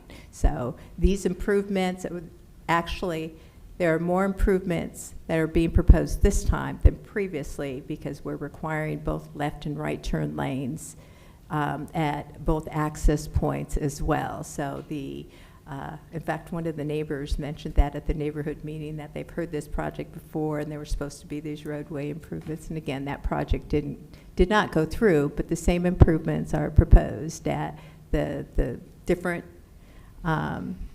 intersection as well with additional turn lanes. And so did neither of them, and maybe I missed it, or maybe there's already a right turn lane from Robinson Church to Peach Orchard? I'm sorry, I can't answer that. I haven't. From one direction. There isn't, right? No, I don't think there's any turn lane, And so they're going to be. Neither the TTM nor the TIA proposed that was going to be needed? No. So this is what's proposed, and I'm not sure what intersection, what direction you're proposing. So if you look at. Is this? So anything in black is existing. Correct. So if this is north-south, coming from the south to take a right onto Peach Orchard. According to this, they're showing that. They're showing there is one. There is one. Yes. Yeah, there's a right turn right there. Yeah. There you go, thank you. Okay. Yes. But that made it hard to turn, actually made the intersection almost a wide intersection. That right turn lane made a right turn on Peach Orchard worse instead of better. Mm-hmm. So, yes, anything black is existing. Peach Orchard Road needs to be straightened out. Well, which they're proposing to do, correct? I'm sorry? So what's in red is what they're required to do as improvements. The black is existing roadway configuration. So are they not going to, I mean, I thought the town tried any road that comes at an angle, the town wanted to make more of a right angle. Oh, I see what you're saying, because, yeah, that doesn't represent here, you know, because at the end. Of the road improvement? No, they're not changing, they are not changing the approach of the road, they are adding turn lanes. Turn lanes. That's correct. Yes, it is. Yes, yes, it is, if they don't design it, I agree with that. Let's see if I have it. Please refrain from commentary to the public. Time to comment, thank you. So let me see if I can bring up an aerial photograph, if I have that. Yeah, it's just cut off. Yeah, unfortunately, it's a little cut off here. It's further up, actually. Wait, let me see. It is further Yeah, up. it is. Yeah. It's further up. Because right now, they're building Oh, no, I know. Eileen Meadows. I know. Eileen Meadows is up there. Mm-hmm. Okay. So did neither of them showed an issue with the orientation? Or was it not in their, was it not even in their purview? They evaluate all impacts, and they do look at existing roadway configuration. I can't speak to, you know, how they came up with their mitigation, but they are not proposing that roadway be straightened out. Okay.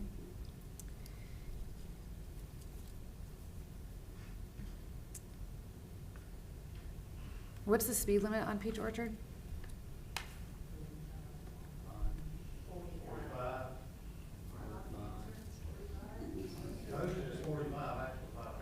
What's the speed limit?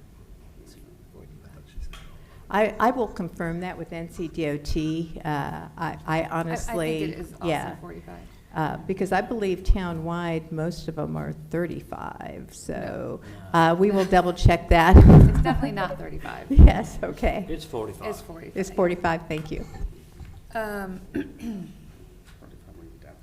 So with the two creeks, do we know if Hawthorne and, that's also Peach Orchard, correct? Do those, no, sorry, can you go back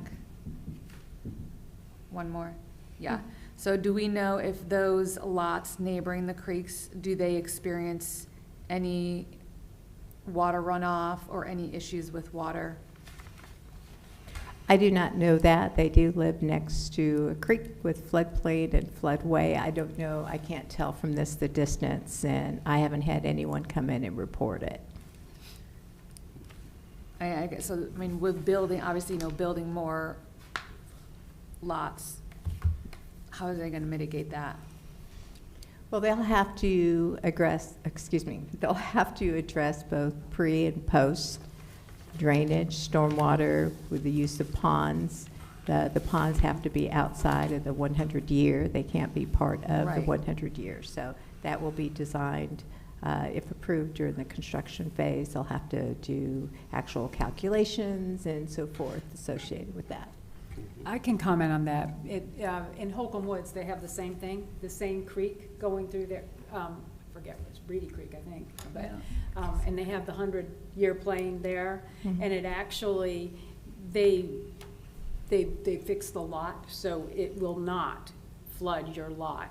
They'll create a little hill or a berm right there if Well, needed. I don't think that can be guaranteed. This is a different developer and builder, but. Well, but it's part of the drainage process for Harrisburg. That's a big, in our community, it was a big deal for that drainage and those hills to be there, and no one could change those hills because it is a drainage program for that subdivision. So it included those creeks in that 100-year plain.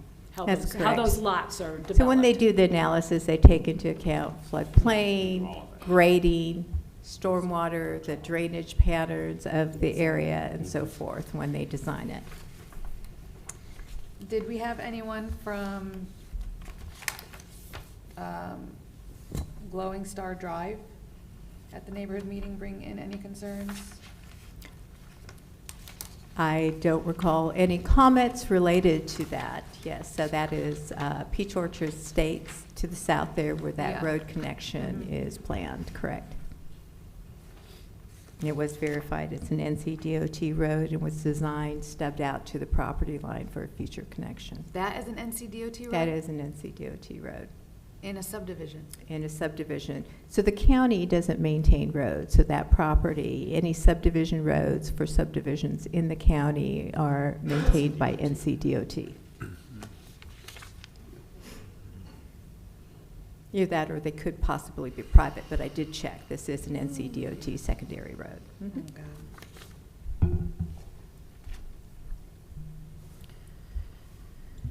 In regard to the road next to the soccer fields, the proposed soccer fields, that's going to be, you know, a secondary way in.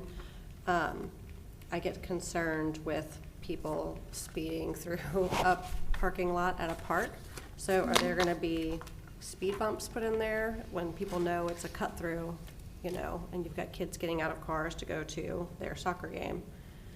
Are there going to be things in place to slow people down?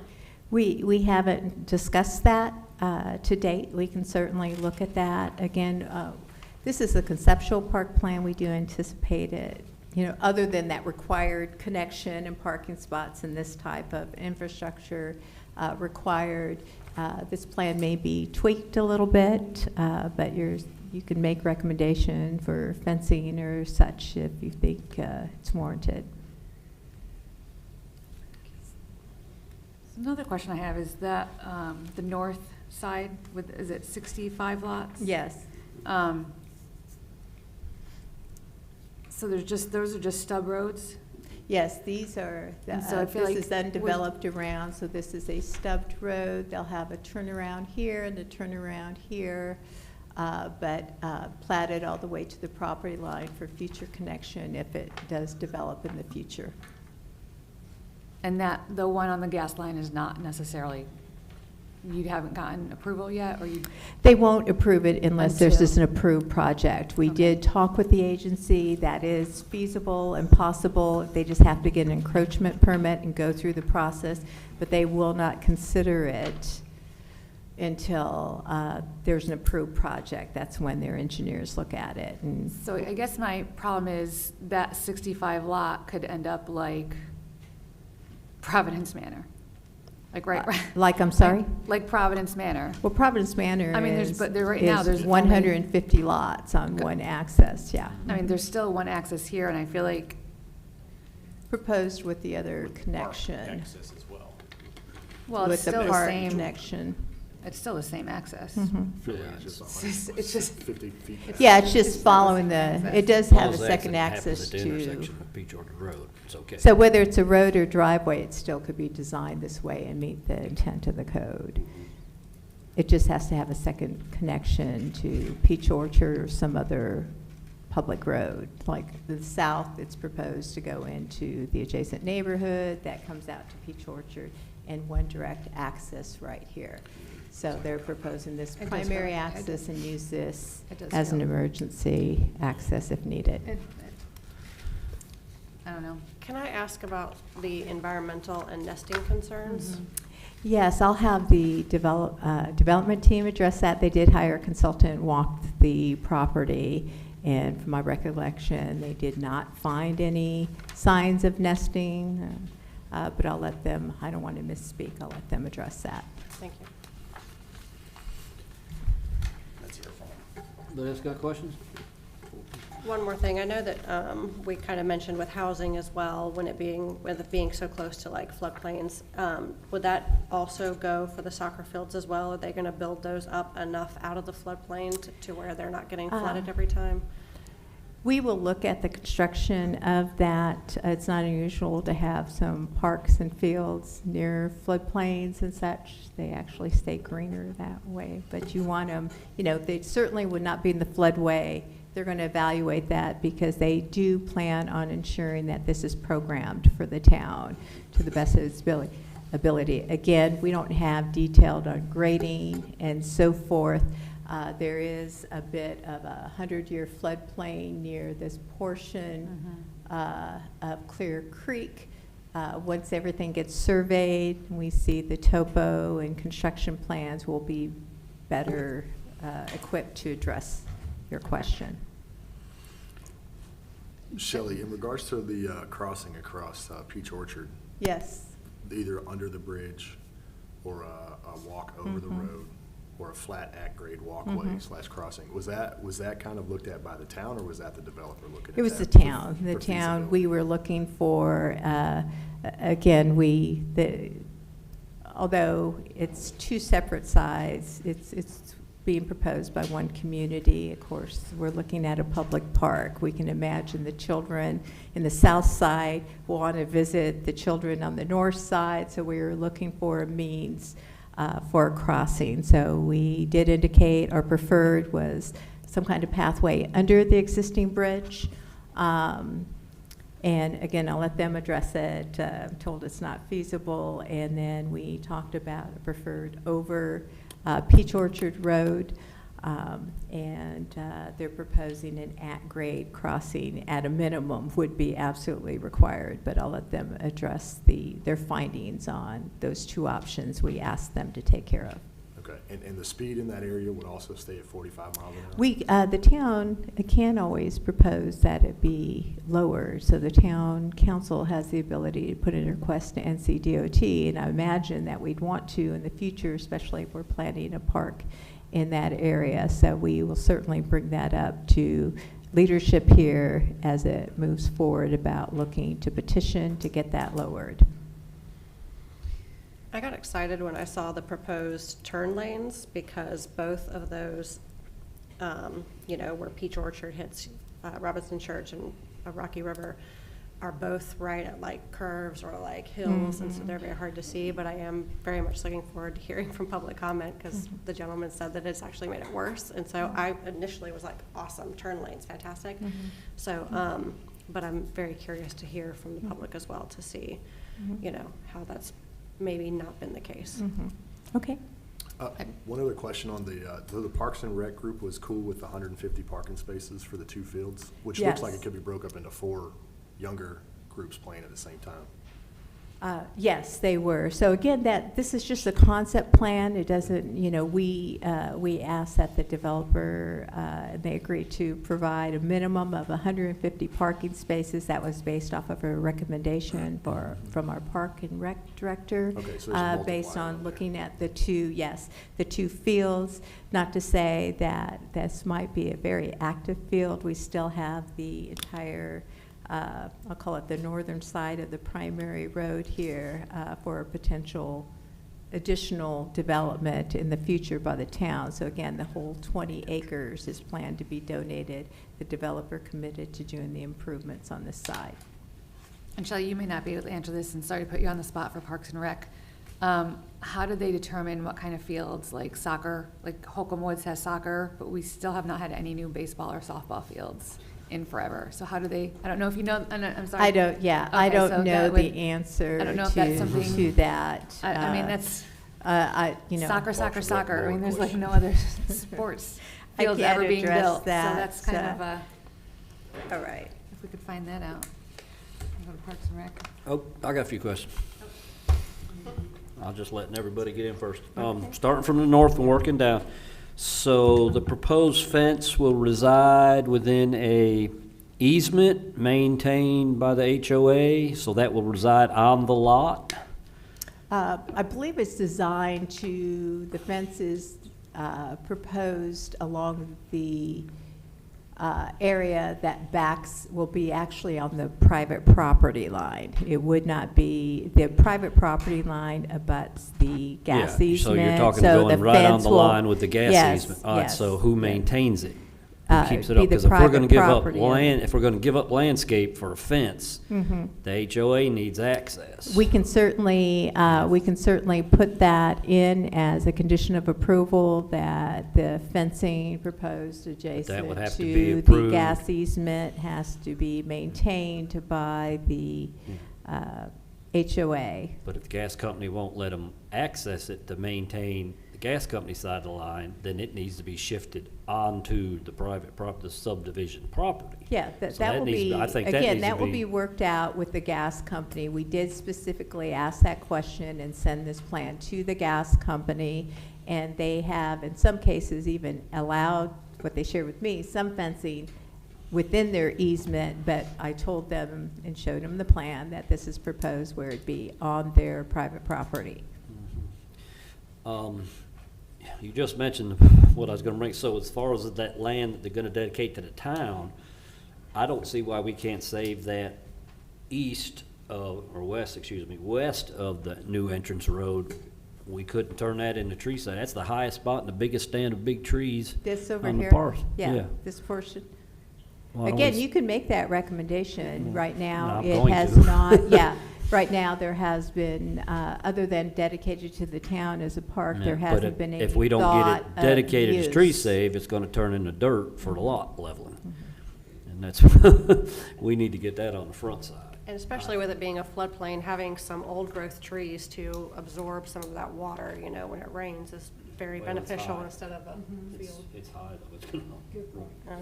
Yeah. Anyway, so that's something I'm gonna propose. Okay. We'd save that side. Now, what happens after I'm dead and gone and town wants to build more park, that's up to them. And try to save as many trees as I can.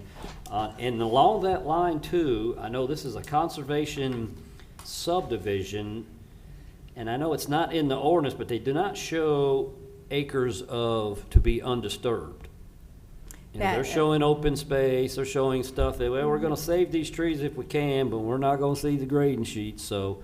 That's correct. I think they need to give us a number, a rough number on what's being trees saved. Now, again, it's not in the requirements, but I think it should be a condition. Let us know rough amount of acreage that you are planning on leaving undisturbed before you start grading. If they don't have that, we can certainly And that's get outside of what that. they have to give. I mean, the floodway and floodplain, that's, it's a Yeah, given. That's we could that's- certainly get that calculation for, from them. The tree mitigation plan, they did do a tree survey.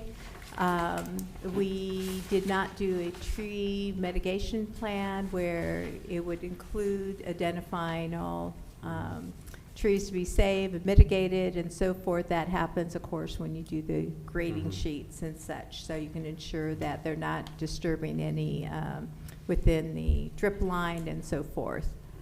And my last one, which is really not for me or you, but for the other staff members who may be here in the future, I think it's time we start looking at the standard typical street cross-section and see if we can create an 8-foot planting strip.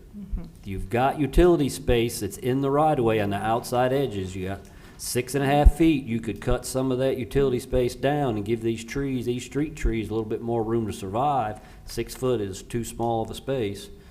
Most cities now go with a standard of 8, 12 in certain places.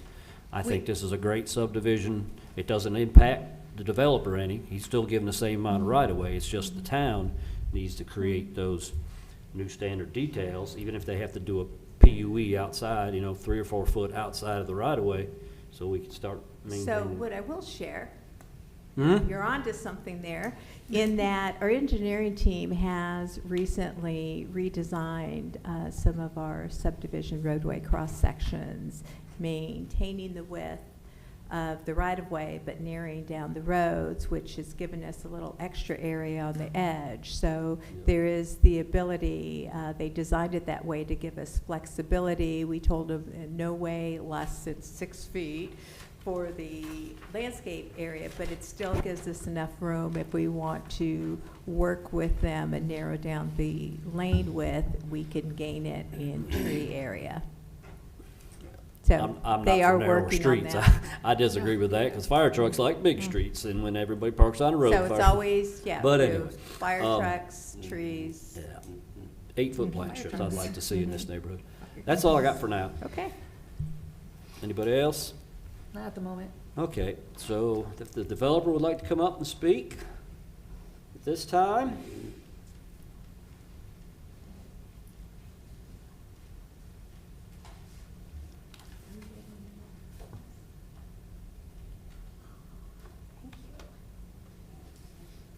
All right, so you guys got pretty far. I don't want to try to repeat anything that was already said. Good evening, my name's Lisa Thompson. I'm a land use consultant with Moore and Van Allen. Happy to be here on behalf of Pulte Homes. Again, a lot of this was already covered. I'm going to skip through a lot of this. When we look at sites for rezoning, 2 things we look at is the land use pattern for the area.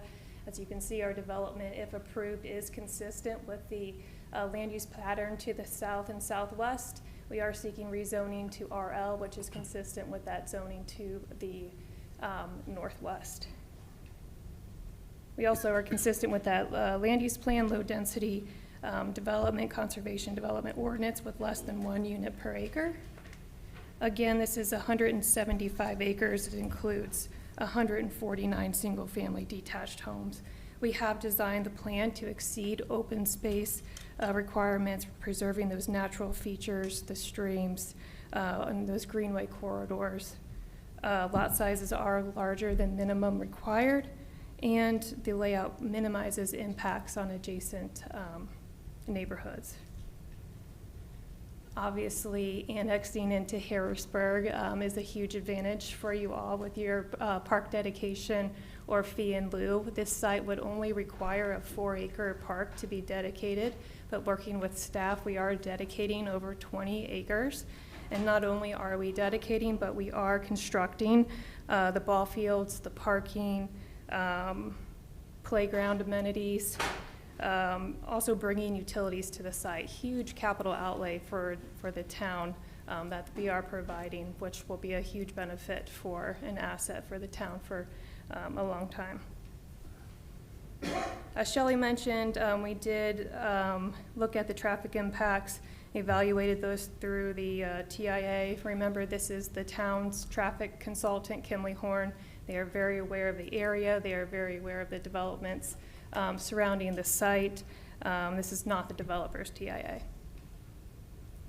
Pulte is providing their John Whelan line of housing development that features your traditional high-quality architecture consistent with the high-quality Harrisburg neighborhoods. Elements you'll see is the front porches, variety of materials, cohesive streetscapes, really adding to the neighborhood character to help maintain property values.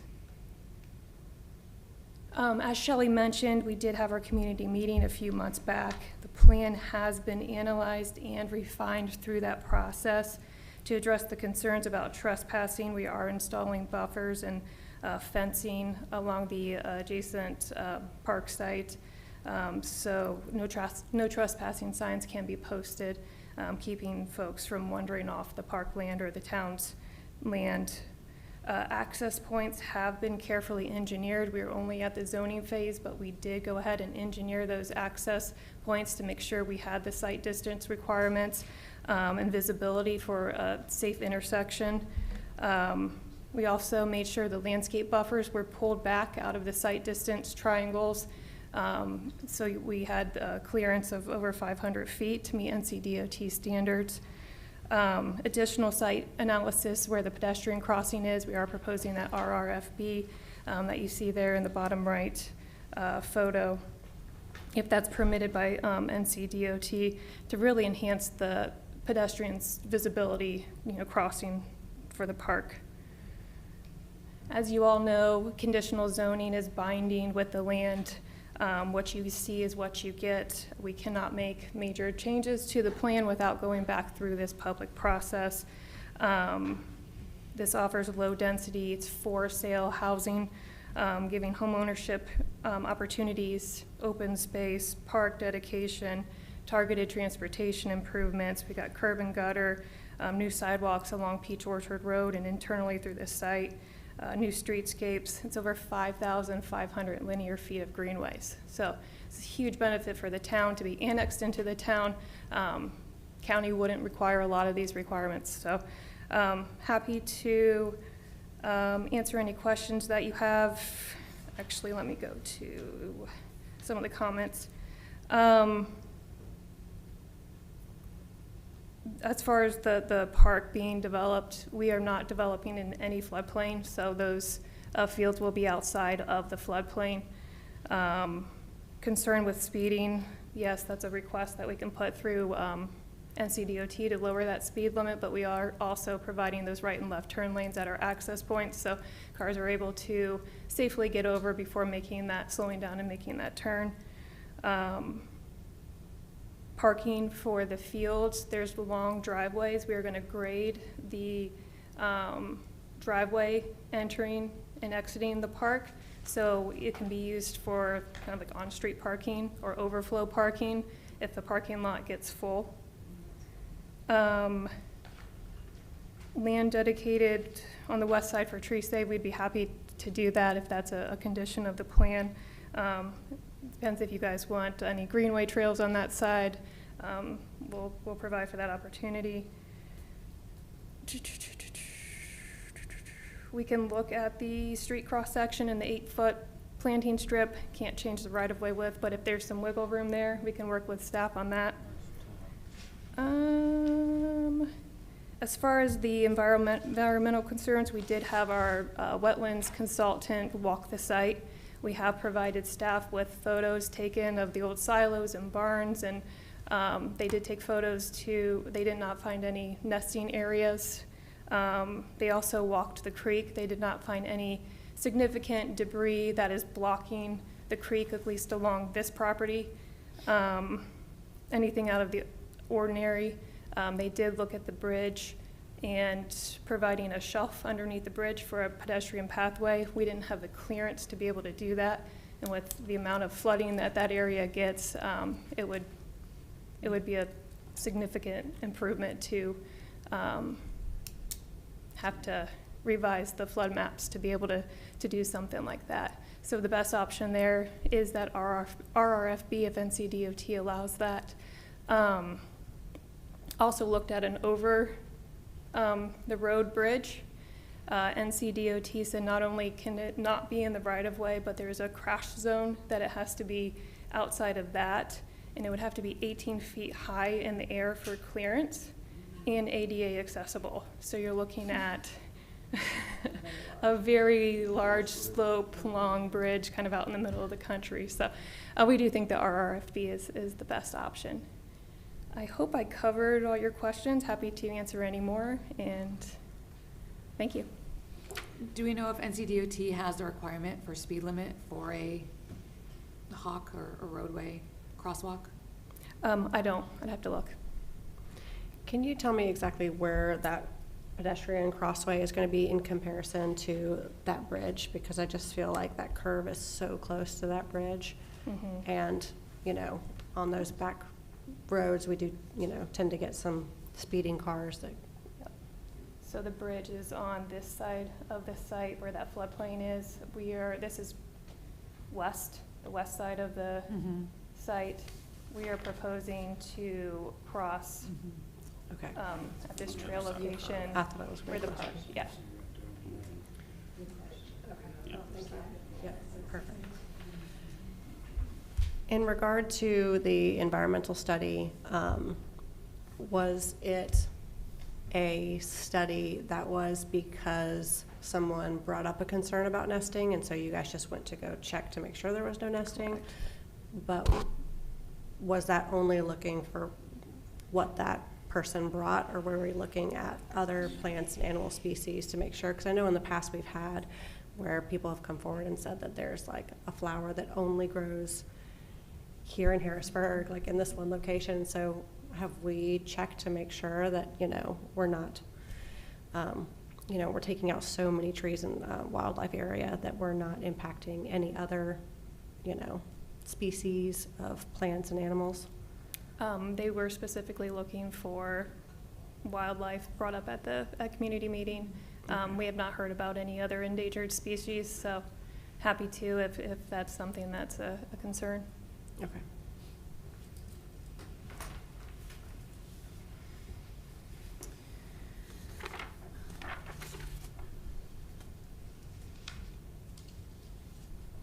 Anybody else? Thank you. You're welcome. Thanks so much.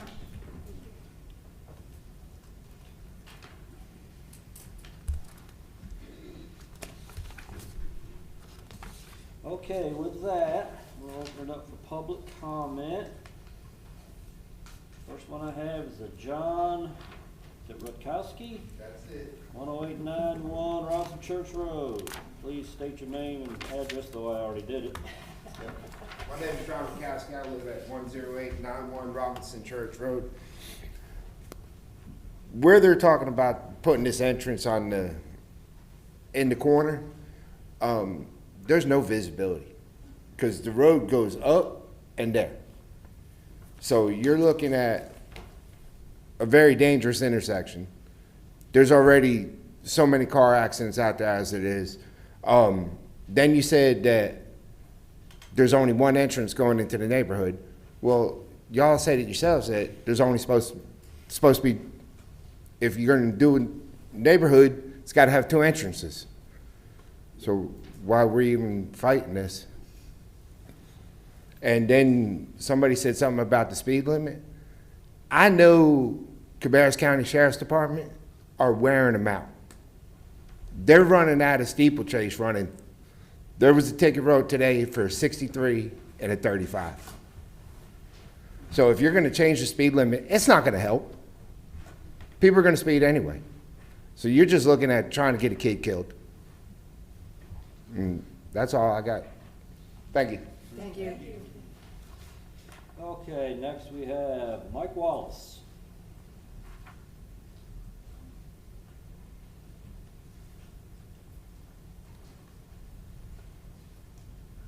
Mike Wallace, 11460 Peach Orchard Road. Kind of some of the same concerns Mr. Rakowski had. We've only got one entrance to this neighborhood up here. Not only is it one entrance, it's one entrance across a waterway. So if something happens, we have a flood, that bridge is out, culvert, whatever they're gonna put in, you cannot get a fire truck in there. It's surrounded by water on 2 sides, 3/4 of a mile through pasture and woods on the other 2 sides. So you're not driving a fire truck or emergency vehicles in there. These people are gonna be stranded if something happens to that bridge. And having 2 entrances to the park, that's great, but that's still not helping the people across this creek living in the houses. The other concern I have, this park they're dedicating to the town of Harrisburg. I worked for Mr. Devine on this farm as a teenager. It was a heavily used dairy farm in 40s, 50s, 60s, and the early 70s, and he raised beef cows. They had what they call trench silos. Rather than having a standing silo, they dug a big ditch out and put silage in that. When they quit using those, they turned it into a trash dump. That's right where this park's gonna be, right where these soccer fields are. So I encourage somebody from the town, engineer, somebody, to go out there and check this. I don't have any core samples where I can prove what's there, but I saw a lot of it get dumped in there. These cars, farm machinery, old buildings been dumped in there and covered up. So I don't want this park to turn into a liability for the town rather than an asset. So that needs to be checked into. And third, I just saw yesterday, town of Harrisburg put on their Facebook page, conserve voluntary water conservation. We just took the next step, add 66 more houses to the town. I passed 3 developments are in process on the way here. Now we're gonna put another 149 houses on there when we're saying we don't have enough water now. So we're adding to the problem. Thank you. Thank you. Thank you. Amy Norris.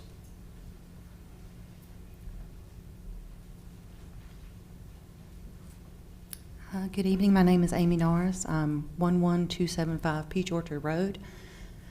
My residence is going to be possibly right next to this public park, and that is my main concern. As we have already covered previously, I believe they were going to use the park's road exit and entrance as the access points. However, the concern for the park for me is how much security are we going to have at this park? If you're going to use this road as access point, then that means this is going to be a 24-hour park that's going to be open. There's a concern for security, law enforcement being called out. The area is already experiencing some illegal activity, such as illegal dumping. There's been a car stolen, stripped, set on fire. There's been hunters that have just randomly stopped at the abandoned buildings and just fired their rifles.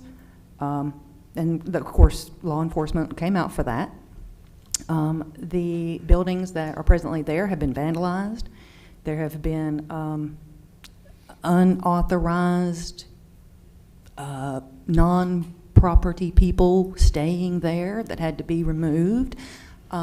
So my concern is how do we keep the public contained in this area while keeping the private homeowners safe? Because I'm not understanding how we put a public area to benefit the town when it's at the expense of these private homeowners. And I believe the price of the homes was quoted as $1 million. Is that? Okay. At the last one, I believe they quoted the homes being priced for $1 million. I don't see where a lot of homeowners are going to really like spending that much money on a home and having some, I guess, public lighting that's going to be there for all night, and maybe hearing noises, parties. Like, how is that controlled? That's just a concern, and we have not had that answer yet. So, thank you. Thank you. And next, Randy Horde.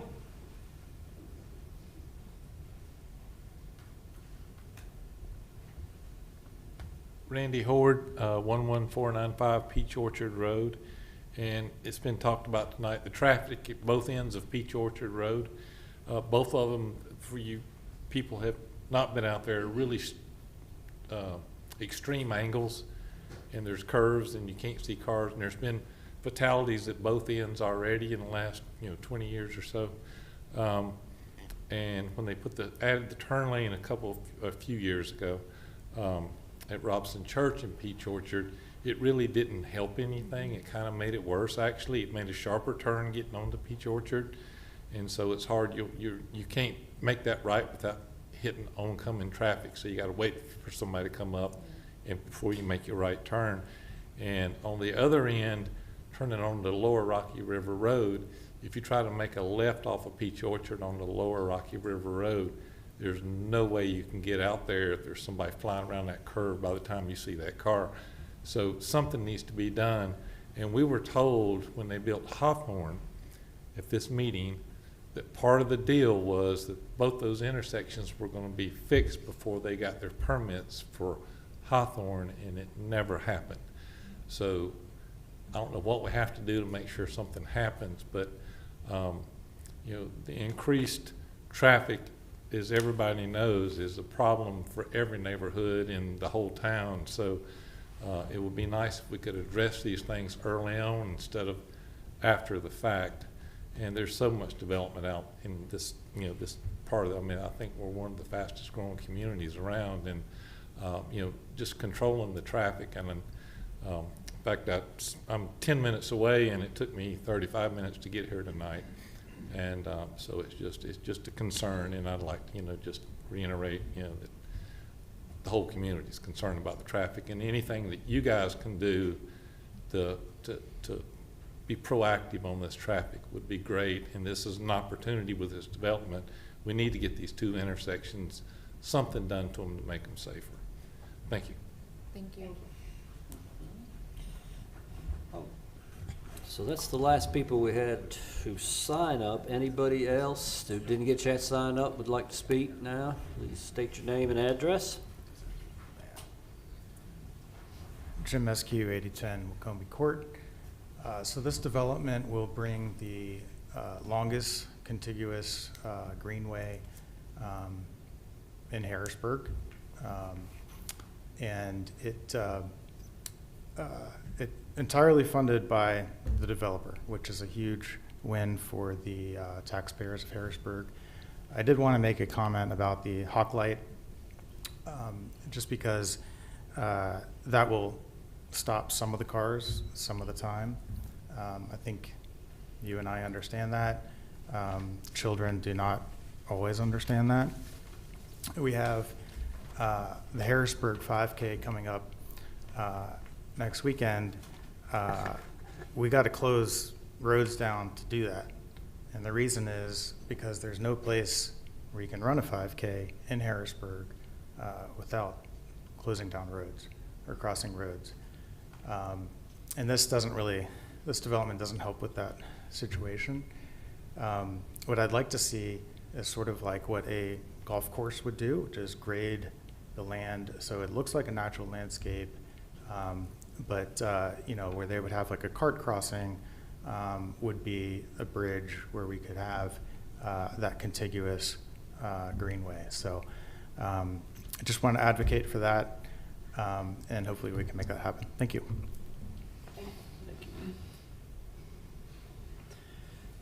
last chance for any other residents like to speak?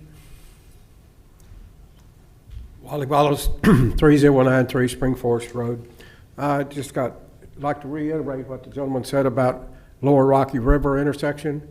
Got to have something done for that. It's so bad now. It's incredible. The other thing, you may not think it's important, but I've heard mentioned here tonight about fences being put up by developers. Niblock community, where I live, where it was developed, was told that we were going to have a fence that was not wooden, but I don't know the terminology, plastic or something else like that. I recommend that when you have these developments, that you don't put up wooden fences for the HOA to have to maintain, because they don't last, okay? And so I just want you to make a consideration and take a look at that. Thank you. Thank you. Thank you. Okay, so with that, oh, I have one more. Okay, last one.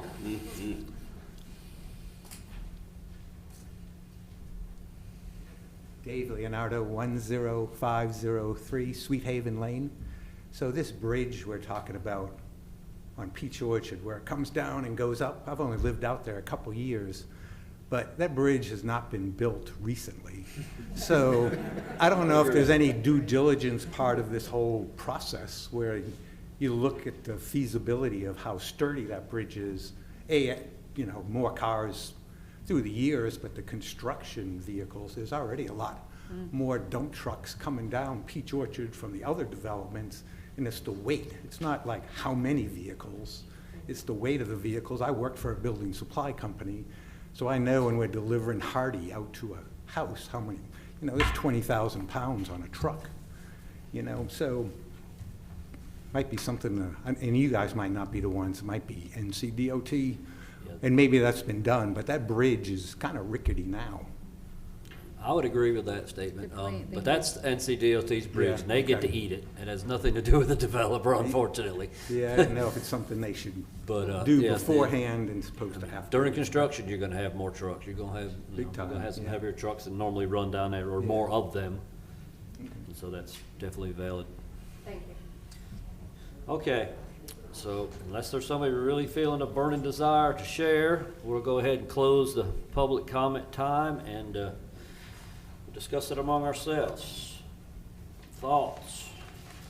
I actually had written down too, do we have enough water and sewer easements to, we do, I've noticed too on the Facebook page that we are in a voluntary water conservation, so adding 149 more lots on top of other things that are being built that were approved within the last several years is a concern of mine.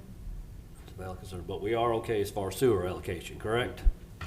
Yes, this project's been vetted by the DRC, which includes engineering, public works, and utilities. They will have to comply with the town's sewer allocation policy.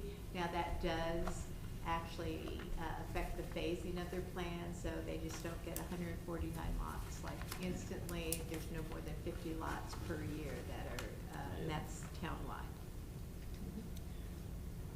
I have some concerns about, it's on 65 houses, but that still seems, it needs a second entrance. I'd know, and I imagine for the developer, it's cost prohibitive to have two crossings across that creek. But I just feel like I've- we hear every time, the UDO states two entrances, the UDO states, then that's, we have to go, that's the criteria, Yeah, that's the town's UDO, and I now all of mean, a sudden, a second entrance before the first intersection is not useless. That does nothing unless, have an Right. accident down at Peach Orchard Road. and then the But- woman who spoke about, it's a park entrance, and our park's closed, so. Yeah, they'll what's close gonna it. happen at night? I do not like the Hawk. I don't know. I think maybe we need to look into that some more.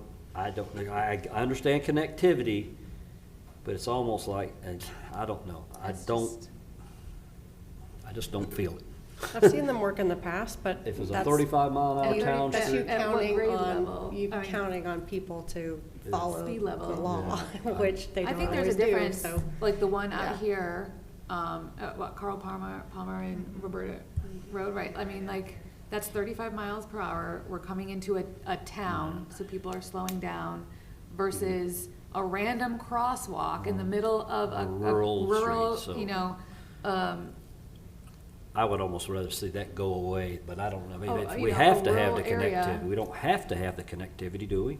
By ordinance, we don't have to have connectivity. It would be a good thing, but not at the cost Again, of killing the somebody. intention was to provide a pedestrian access, or, again, the ideal would be some kind of pathway under the bridge, but that's not feasible. Yeah, I Under the understand. bridge or over the bridge, or over the Peach Orchard. And so, based on our request to provide some kind of pedestrian connectivity, they are proposing this Hawk at And- grade crossing. I'm sorry, and it's not on here, so I'm assuming, right, there's no amenities with this neighborhood, right? Like no clubhouse, no pool? Correct, okay. For the residents. There'll be small, like, open space, like maybe there's a top lot or something, but largely the park is gonna be. Right, so if they're in the same neighborhood. Do you want to come on up and enter your name? No, it's, Sorry, Gaines Hunter with Pulte Homes in Charlotte, 3430 Torrington Way. yeah, so I mean, I guess being in one neighborhood, you were saying it'd be not fair for half the neighborhood to not have access to that.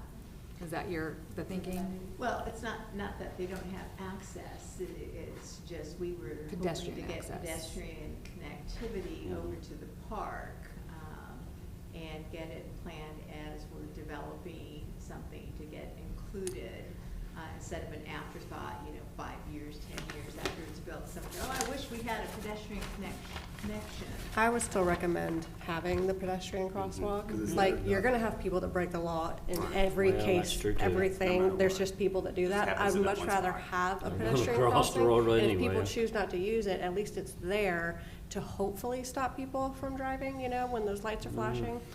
I mean, does that I put the feel like it town- still increases like safety versus people just trying to cross on their own. So at least it's a little bit of something, You're and right. hopefully we're gonna have people that are stopping at the crosswalk. So you're correct, so That's true. people will want to cross to get to the park anyway, so, That's true. it's a difficult decision, at least there's something there to try to set up for a safe crossing. Again, ideally, our thought was, can we get something over Peach Orchard or a Greenway path? We were really hoping a pathway under the bridge, but that doesn't appear to be feasible, because we just did not want people running across the street, so. Does it put the town in any kind of liability, though, to have the crosswalk there I mean, are we like promoting by putting it there, for people to cross that road? I think if anything, it would lower liability, because at least you've offered a potentially safe space to cross. Now, whether or not, again, a driver stops or not, that's where the liability is, it's with the driver, because we've offered a safe crossing section. And I think if we're going on the Hawk Signal pedestrian connection, part of the condition, I think would be nice to amend to petition the town, or have the town petition the town or NCDOT to lower, propose lowering that speed limit as much as we can. So, if it's 45 now, 35, or can we get it even to a 30? To ask the town as part of this to try to lower the speed limit, because again, we are envisioning a park in that area. I have something about that park, too. One of you brought up a comment about the security in regards to that park and how it will impact the homes around it. We have those in other communities, and those parks are blocked off, and they have gates. So the park is closed, and it's automatic, so you can't get into that parking lot or into those facilities after whatever Parks and Recs decides that it is. We can make that a condition, that it is a separate entrance or some way to to. They would do it near the parking lot, yes. Yes, So near the block it parking off lot and near make the sure that parking that's lot there, to yeah. keep it away from that facility. And we have talked with the Park and Rec director about this plan and Okay. brought up, I mean, the discussion about security was shared at the neighborhood meeting, so we did go to the Park and Rec department and say, okay, how do you guys handle security? And they have examples like Folsom Woods and other neighborhoods that they do regulate. They do have gates at strategic locations for the facility. So what I was told is they would handle it consistent with how they handle it today, whether it's Harrisburg Park or Holcomb Woods or another park. But I would imagine if we're using this as a secondary entrance and exit, you wouldn't gate it, because after hours, you would then negate the Well, reason I for think they having were that. talking about gating it and fencing it near the parking lot, so the access drive. Well, they connect through the parking It lot. goes, yeah. Yeah, literally. They would have to design it to Fix that. address I get that you now, I get you issue. now. I see you. Yeah, it would be conditions to do that. And- That's if it's supported. Because this With the is just a lighting plan. issue, is that still, like, how do they handle the lighting being an issue for neighbors? So typically in our parks, again, they close at a certain time. These are soccer fields. I'm unaware at this point in time if they would have any sports lighting for those fields. Otherwise, typically, there's just lighting of the parking lot for safety reasons as it starts to become dusk and so forth. So, you know, it's hard to answer that question at this point in time without knowing how the fields are going to be fully used. I would say if there are soccer fields or any sort of sporting field and they're using it for town sports, there are going to be lights because games do go into the evening. Now, parks are supposed to close at sundown, but if a game is still going, that's what the lights are for. So depending on what time of year, you know, the lights could still be on, but they're not going to be on at like 12, 1 o'clock, anything like that in the morning. But they will. They will be buffered somewhat by the creek, east-west. And they're on timers. I've worked with Parks and Recs in regards to these lightings. They're on timers. They work with lumens. They work with the housing around it to see if it'll impact their, because nobody wants a soccer light in their backyard.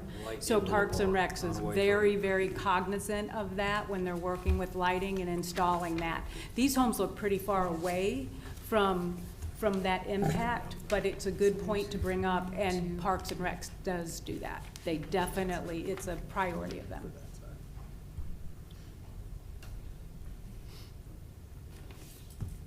Anybody got any thoughts? Well, another issue I jotted down on soil testing. I know the gentleman raised that. He said that it was a dump area. Has that been addressed at all, or plans to address testing the soil? Yeah. Okay. Gates Center, Pulte Group, Charlotte. So part of our feasibility we do on site. Every site we look at, we do soil tests or borings, and we also do phase 1 and wetlands and endangered species tests. So yes, we've done soil borings. It's spread out evenly across the site. This is the first time I've heard of what could have gone on there, so I will send soil boring, our soil scientists out there to go take some additional cores at those silos and report back when we get those. Okay. And then the endangered species, we do get those. I know you asked that earlier. We didn't find anything on this site, and there are windows throughout the year. So throughout the whole year, they'll keep going back out to the site for whatever species window there is to make sure there's nothing found out there. Thank you. Yes, ma'am. I'm a little uncomfortable with recommending it for approval at the time. There's things I'd like to see delved into deeper. Does anybody have an opinion either way? Is anybody? I'm not. I would not approve to recommend it. Anybody have I mean, so we're adding, specifics they'd like to see more of? If we're gonna say we don't wanna recommend it, we well, need we're to- adding 2 more entrances on Peach Orchard. Do we know how far apart they all are? I do not know. Can we find out how far apart they are? The one from the north, the south, and then there's the one that is currently there, right? On, No, Blaze Prince? On Blaze Prince?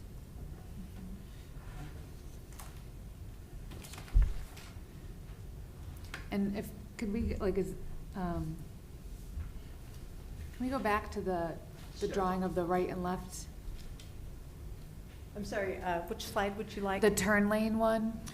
I would like to see an improved version of that document myself. I'm sorry, I didn't hear. The one you're fixing to show, the off-site improvements, road improvements? Yes. That's what you're referring to. Mhm. Yeah. Okay, so it does show it. Is that? Mm-hmm. So these access points have been part of the evaluation with the TIA as well as the site distance analysis.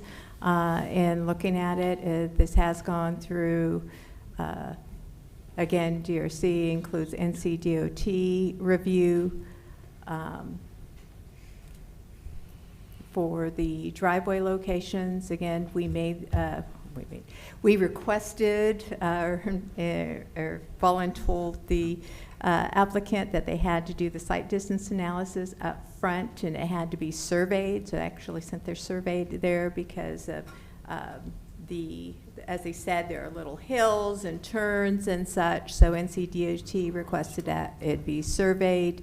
That was completed. The NCDOT has reviewed the site distance analysis for the driveway locations, considering the bend in Peach Orchard Road. And can you keep it there? I'm sorry. I'm sorry, you want to go back? Yeah. Okay. And so, like, when they approve it, it's just they look through it and review it and approve it. They do. I don't know. And then they still have to, beyond that, they are still part of the construction plan analysis. They actually have to get driveway permits, which again, they look at it again to pull the driveway permits when they're ready to cut the road access points in. So yes, that's part of the process. Can we talk a little bit more about having basically one exit from the neighborhood? Like, how did we... On this northern piece? Yeah. Again, they're proposing relief. Yeah. It's up to the board to recommend support for it or recommend denial of it. Then the applicant will have to reconsider their design. Again, the site has a conservation easement in this area, although there's a break in it right here where they are planning the one road connection through the conservation easement. They are trying to not disturb the conservation easement based on, again, the design. We know there's no other connection at this time. They are proposing some stub out. So that is why they're here restricted to this point with one access point. I mean, I'm always for not disturbing any wildlife and plant Mhm. life that we have. However, I do have the safety concerns Mhm. of one entrance. And so there's, we have to weigh the Sure. benefits of one exit, versus like Right, and then conservation. So again, if the board is uncomfortable, they don't think that's where you can I- not support that request. Yeah, I don't know why we didn't entertain the possibility. I know crossing the creek's cost prohibitive, I get that, but coming down between lot 85 and cutting across the park, make that second access, so you've got, if you have a bad incident, or the creek flooding, you have two opportunities to get across the creek, or if you have an incident. I don't know, again, I'm not seeing topo sheets, I can't address that, let me ask this question, so without the secondary access at the park, I apologize, yes. that's all right. I noticed you'd walked off. Without the second access at the park as it's showing, would the town's fire marshal approve this? They have been part of the review. Yeah, I know they and- are. Yeah. Was and this a this is why- workaround to so- get the fire department to approve it as opposed to having to cut another road across the creek? So no, there's still another alternative. So although the code wants two access points, the code also says if you have one access point, they can sprinkler the lots above do that there and Wait, why require a would we sprinkler do that for? system, and it meets it meets the fire code. Again, they're asking in this situation that they be able to count the Park Road. And again, you have the ability of not supporting that, modifying it. I'd like to see a little more. I mean, I don't know what job, I would like to see some validation why we can't do that. I just don't think it's a good fit. So I I'm just- at this whether- point where I would recommend disapproval and request additional reasoning or alternative to not having a second entrance on the north. I'd like Okay, to see so let me just clarify. If you recommend disapprove of the plan, it just moves forward to the town council with a recommendation of disapproval, and you state your reasoning why I got it you wrong. are recommending disapproval of the Organize it. plan as a whole. It still goes to. It No. still moves No, I'm not forward. saying that. Still moves forward to the town council, just with the board's recommendation. I don't want it forward to the town council, I want to get some additional information in. So what is that? Well, it depends what type of additional information that you're requesting, and if, I don't think there is any more information. No, I was also a little bit, I'd like to tie down the tree save area on the north side of the dedicated property. okay, and again, they can calculate that Yeah. figure, and it can still move on to council and provide that information on the plan. Does anybody else have The soil testing, the results soil of that. testing? I disapprove this, like my. In general? In general. You can make a motion Yeah. to disapprove. I kind of feel like I would be more willing to approve if there was a secondary access, because I understand that for fire, we could, have sprinklers installed, but that doesn't account for safety. So police, medic, a sprinkler's not gonna help them. So I think my thing too, we we're just talking about, public health, safety, and welfare. So this is 149 lots. Even if we get I think one gentleman said if the speed limit's reduced, people have been driving 50 miles plus on that road for generations, years, right? I don't think that's gonna change much. I don't like the crosswalk. I don't love that. I don't love the one entrance to the 65 lots. How is 149 lots? Safety right there, right, with the one entrance, whether the park's there or not, it's still one entrance. Like, that's just, I feel like it's a little bit of a cop-out. I don't think it's in the public welfare of our town, 149 lots, when we still have so much being built for our infrastructure, our roads, our schools, even though they don't talk about that because they don't communicate with the schools, it's still an impact to every citizen living in Harrisburg.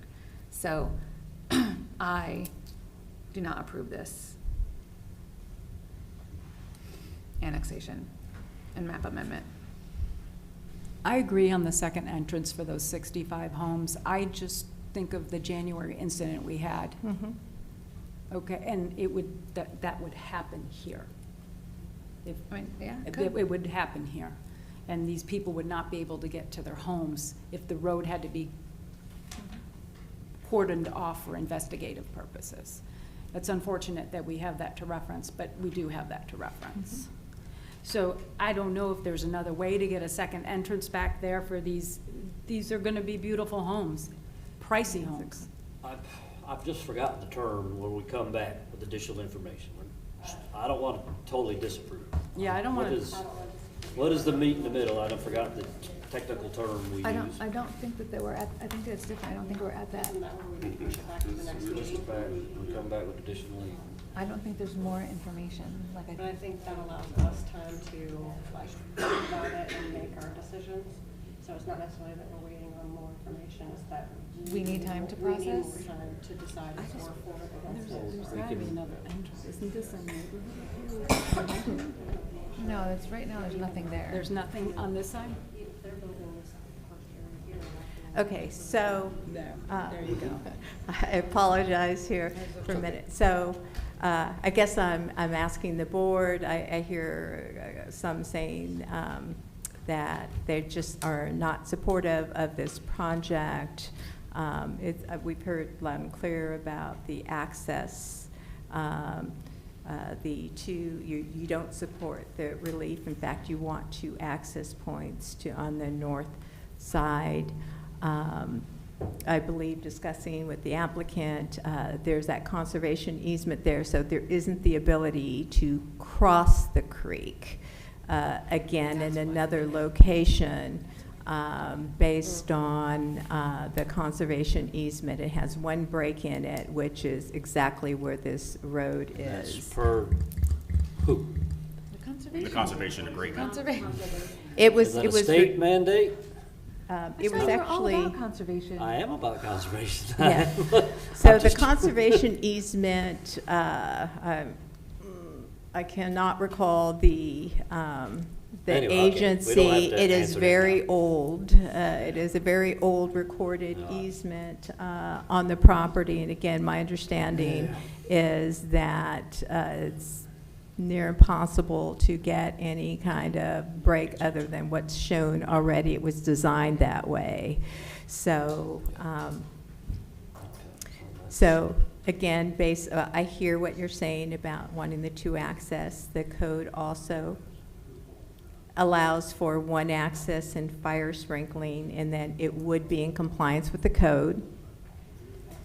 So that is something there, but I do hear what you were saying, but the code does allow, again, for 1 access point as long as the homes in that area are equipped with fire sprinkler systems. So that is an option for consideration.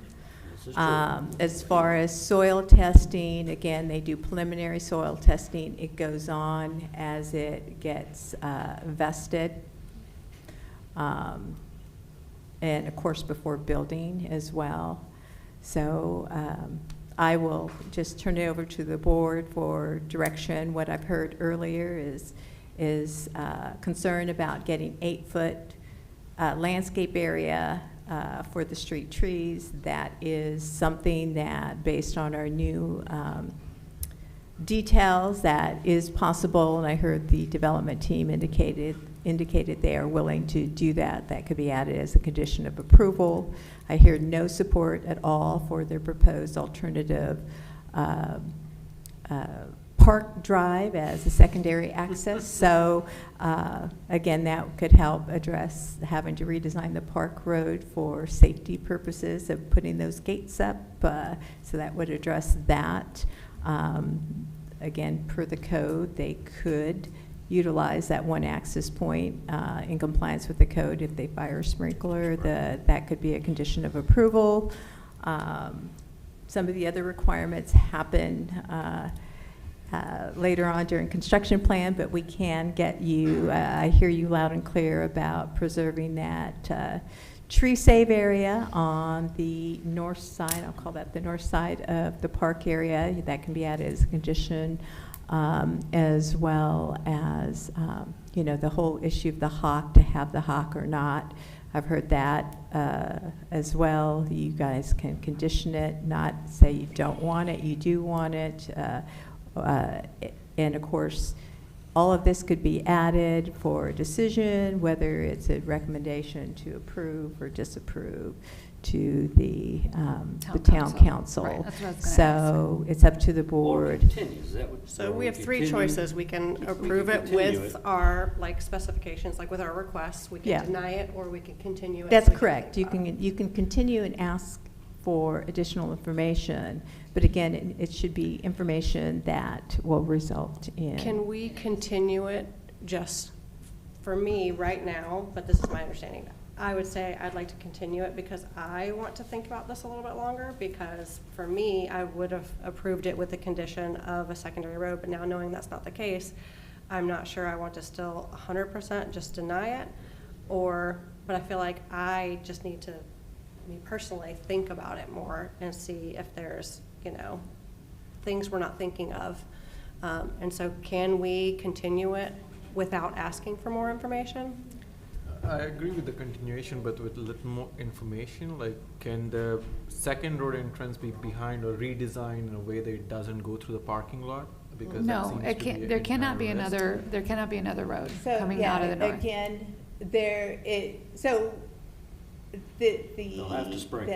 The Yes. one Yes. area They'll here have is to a tight sprinkle. spot. Yes. Could they plan another road, like through Doesn't here, help to emergency round or management. something? Let me explain myself Sure. clearly. I'm not proposing an alternate route. What I'm proposing is, can the road not pass through the parking lot, which means that can it go behind the soccer field?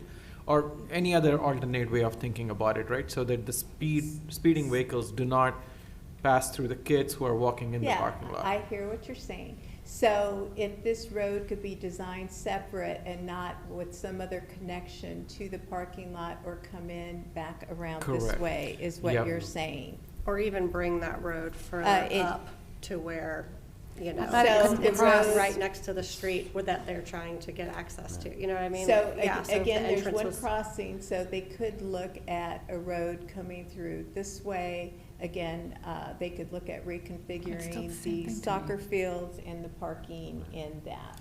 I mean, it's still Another technically reason one to entrance. continue It's it. still one entrance, especially if it's before Yeah, the. it doesn't before the change creek. anything. They It still doesn't. need to sprinkle.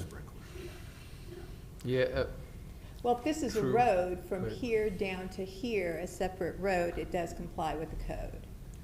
But it still technically is one entrance, because even though you're giving, you know, access over here, you still have to cross the creek to get into. Oh, yes, so it's there's still one technically crossing one of the entrance. creek, Yeah. yes. Yes, you are correct there. So it's still, to me, one egress and, Yes. entrance and egress. Are we allowed to ask for a continuance without the request for more information, for just for us to think I mean, about do it they- and to do they feel want like us- we've had time to make a? Do they, I'm sure they want us to move on. So, yeah, Purposes, we're out of time, and I don't think we can. Continue. meet your needs for the second access, we would be looking for a recommendation this evening. And all, so we're just recommending to the town. that, Correct. Like, the town has the final decision, and they can get, I mean, they can get all of our information that we talked about tonight. They will right? get the Meeting minutes. The minutes will be available for their review. Again, this is a YouTube video, so they can go back and watch. We do have an elected official liaison in the audience as well that can convey the information. So if, what I'm hearing is the applicant's requesting a motion Yeah. of some sort to a recommendation. And with that, you would want to enter into the record that you find it an unreasonable request, not in the public interest, and not consistent with the goals because, and just elaborate on some of the discussion. Can you fast forward to that? Yes, Page, please. absolutely. Well, do we need to discuss? Yeah, what are we deciding, guys? I mean, I'm still on The second disapprove. entrance is- I disagree with it because there's no second entrance to the back 65. Everything else is, I think, very workable other than this. We'll just have to vote and see where we end up. Yeah. When somebody makes a motion. If somebody's So what if we willing, make a motion and they don't all agree then to the actual, like, You need a majority to support wording of all the. a motion. Motion. So So- we obviously have the choice of just denial 100%. But it It's just dis- goes- just goes to disapprove. town council. Disapprove. We just push the decision. We're- yeah, we we're just not push it over. And approving we're or just denying. advising We're- anyway. So then regardless. It still it's- goes to town council. If it's still going to We're town trying to get council, as well, much it's as we probably can better to approve it with conditions. Yes. Because then at least we've Yeah, I got think that's a good conditions that we option. can. I don't. I mean, disapproval, at least we're sending a message to them that we Right, disapprove. I think that, But I think, How about I'll make a motion I think we need to that disapprove. we recommend this be forwarded to town council with the conditions of, But what if, there's no conditions that can be met that, with that one or additional entrance. information, condition, whatever word you want to call I do think you have to make a recommendation of denial or support, and Yeah. why on either category. Yeah. Because you have to send something to town council. I make a motion to disapprove the zoning map amendment because it is not reasonable and nor is it in the best interest of the public due to the one entrance and egress of 65 lots, due to the safety concerns Now, do you want me to just stop there, or can I add safety concerns? Add. Due Your to motion. the safety concerns of the speed limit and topography of Peach Orchard in that area. Okay, so Jessica has made a motion, so now we need to vote on this. A second. Correct. If we have a second, all right. No, All I in- didn't make a second, I said Oh. we have to have. We a have second. to Oh, I'm have sorry, a that's second. right. We We have to have a second. Do we have a second? I will go ahead and second. All in favor, say aye. Okay, so there we are. So that motion failed. So the we motion need another fails. motion. So we would need another motion. Well, we need how many? We need 4. 4.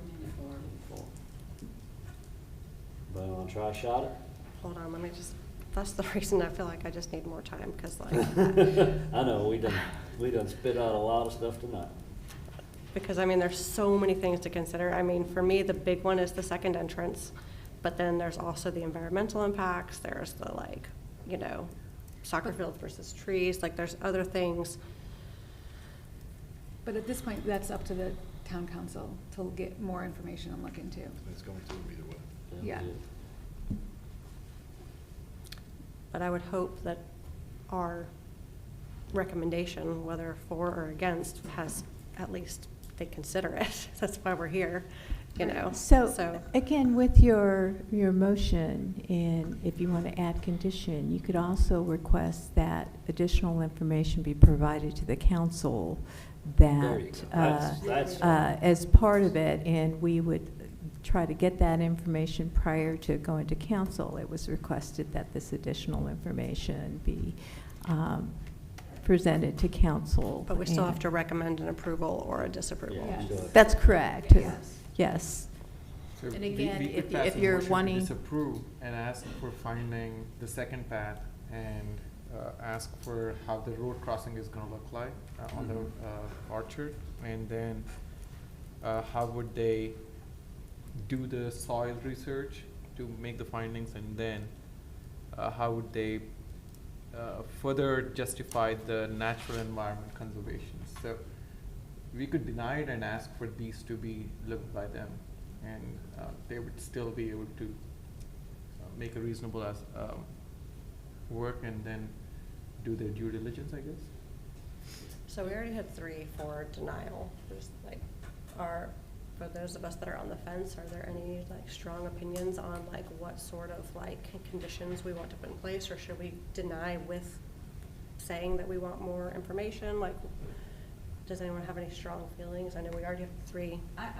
My mind is the second entrance. I think that's kind of, everything else I feel within this plan can be worked on, can be done under construction. We can do it with conditions. The second entrance, though, there's the big one. Everything else we can do during the construction plans, we can work with everything else. It's beautiful. It's absolutely a beautiful plan. I think it's great. I think the second entrance is an issue, and it's not just fire. I mean, it would be nice to hear, so I mean, I think we could include a recommendation, perhaps, though, comments or from public safety regarding that, if it is only one entrance. What do they see? How do they see this working? What other accommodations are there available in the situation where people could be stuck there? How would that work? What does that look like? That would be information we want to hear from from Harrisburg Police and Fire. What does that look like? So are you requesting an approval or a denial with conditions? Oh, Because I mean, we all agree on conditions, I Right. think, but are you requesting an approval of this or a denial? I'm not making the motion at the moment, but I would request, that would be my request, approval with these conditions. Approval with Because it's gonna go to conditions. town council no matter what. Okay. And I Approval or approve denial it with conditions? With conditions Yes, based on yes. safety and the second entrance. that, and I think there needs to be further investigation, perhaps better digging in the area where the park is soil. supposed to be located. Just more than a typical soil core, you know, just to verify if there's tractors and things below there. We need to know that. We don't want things caving in. So I think that would be a condition as well. We mentioned the 8-foot road, where had that talked into there. I think the condition is the fire sprinkler system would be don't use the park entrance as a second entrance, require that no matter what. If there's gonna be only one, that should be there as well.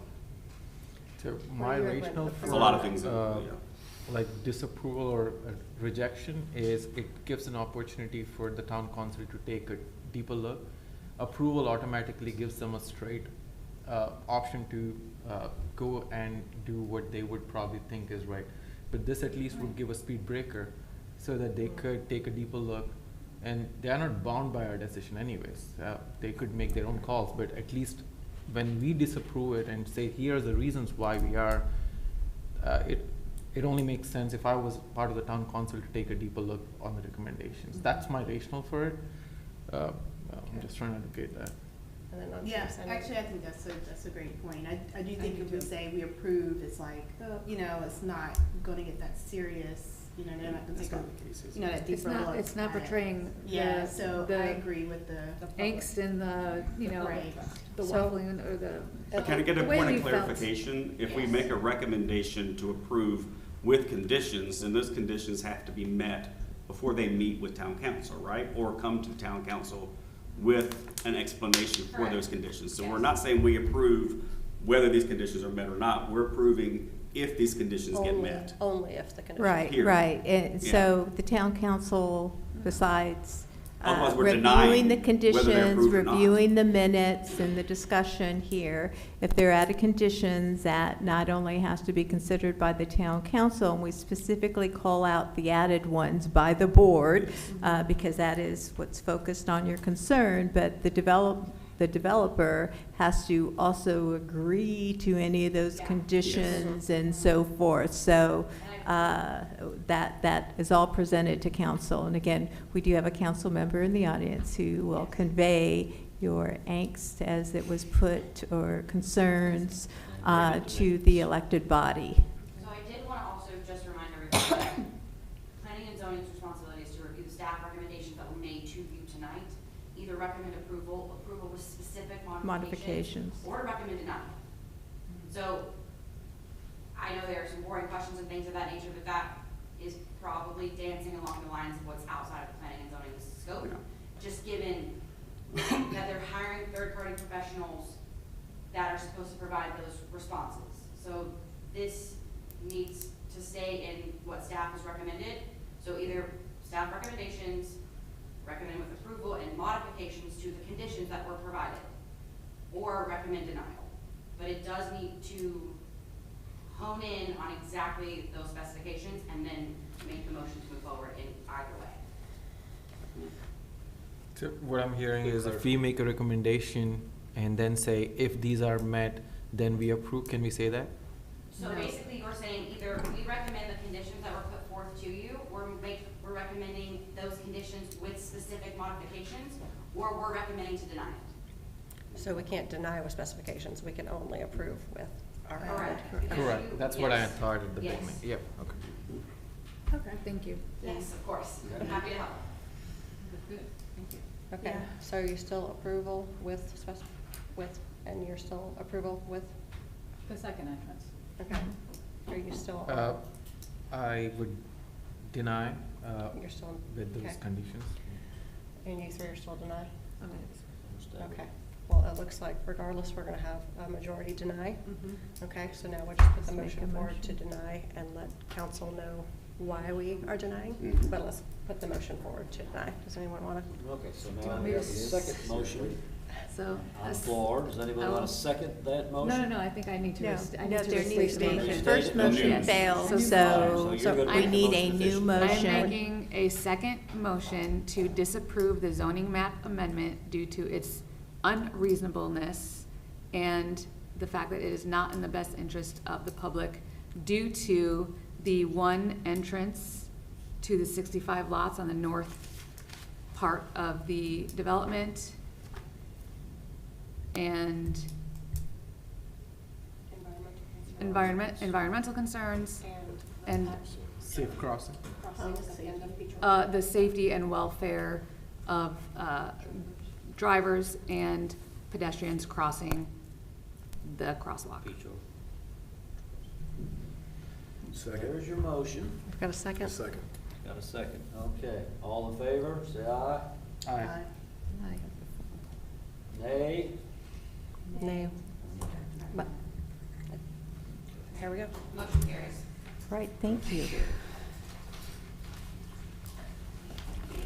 So you need to All right. finish the meeting? Oh, that's true. I guess we need to We finish still the got more to go. meeting.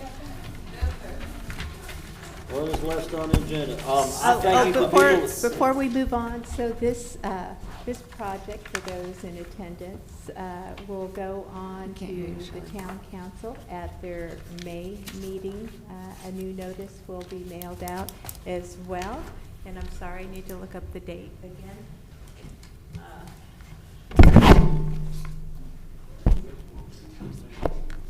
So it would be May 11th at 6 PM at town council. So.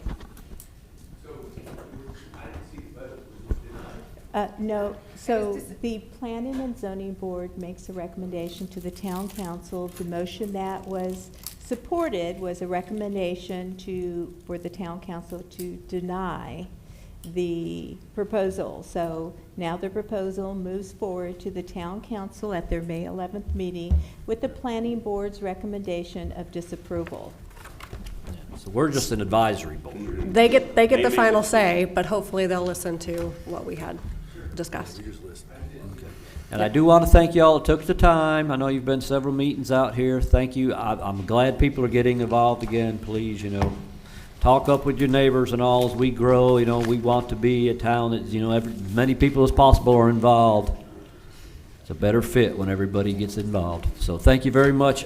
Yes, I have to have staff updates. I'm getting poked because we got to go. Actually, All right. we do have one more item. We have one more item. We do have one more item. Okay. And we'll, Is that part of staff Chairman, updates? Mr. Leeks, come forward, please.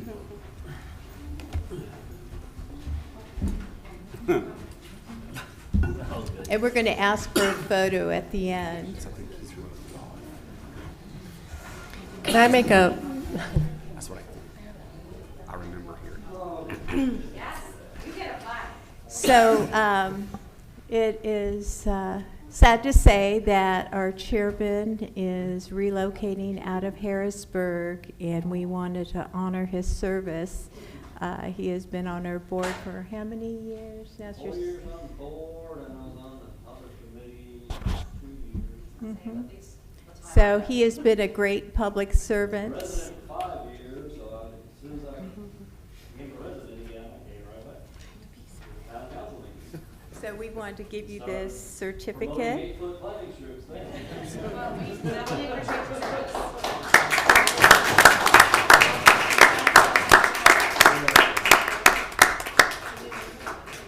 Pictures, and then if we could get the rest of the board members to Yes. Nobody's jumping over there.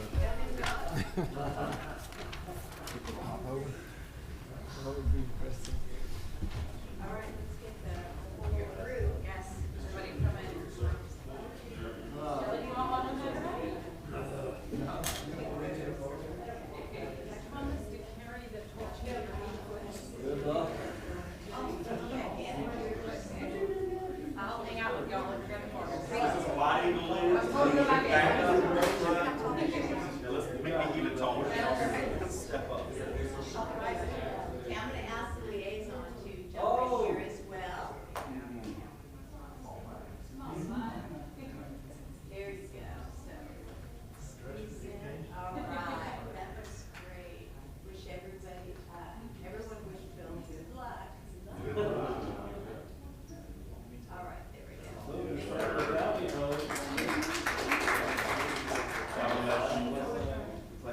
Oh, We still have to adjourn. this meeting is It's not over adjourned. yet. Need to sign, yes. Thank you for the flight. Thank you, Bill. You're gonna be missed. Elmore. Elmore. Collins Grove Church Road, you know where it is. Down there behind Armory. You did not adjourn. Meeting is adjourned. I move we adjourn, motion by Robbie First. Second. Yes. All in favor? Aye.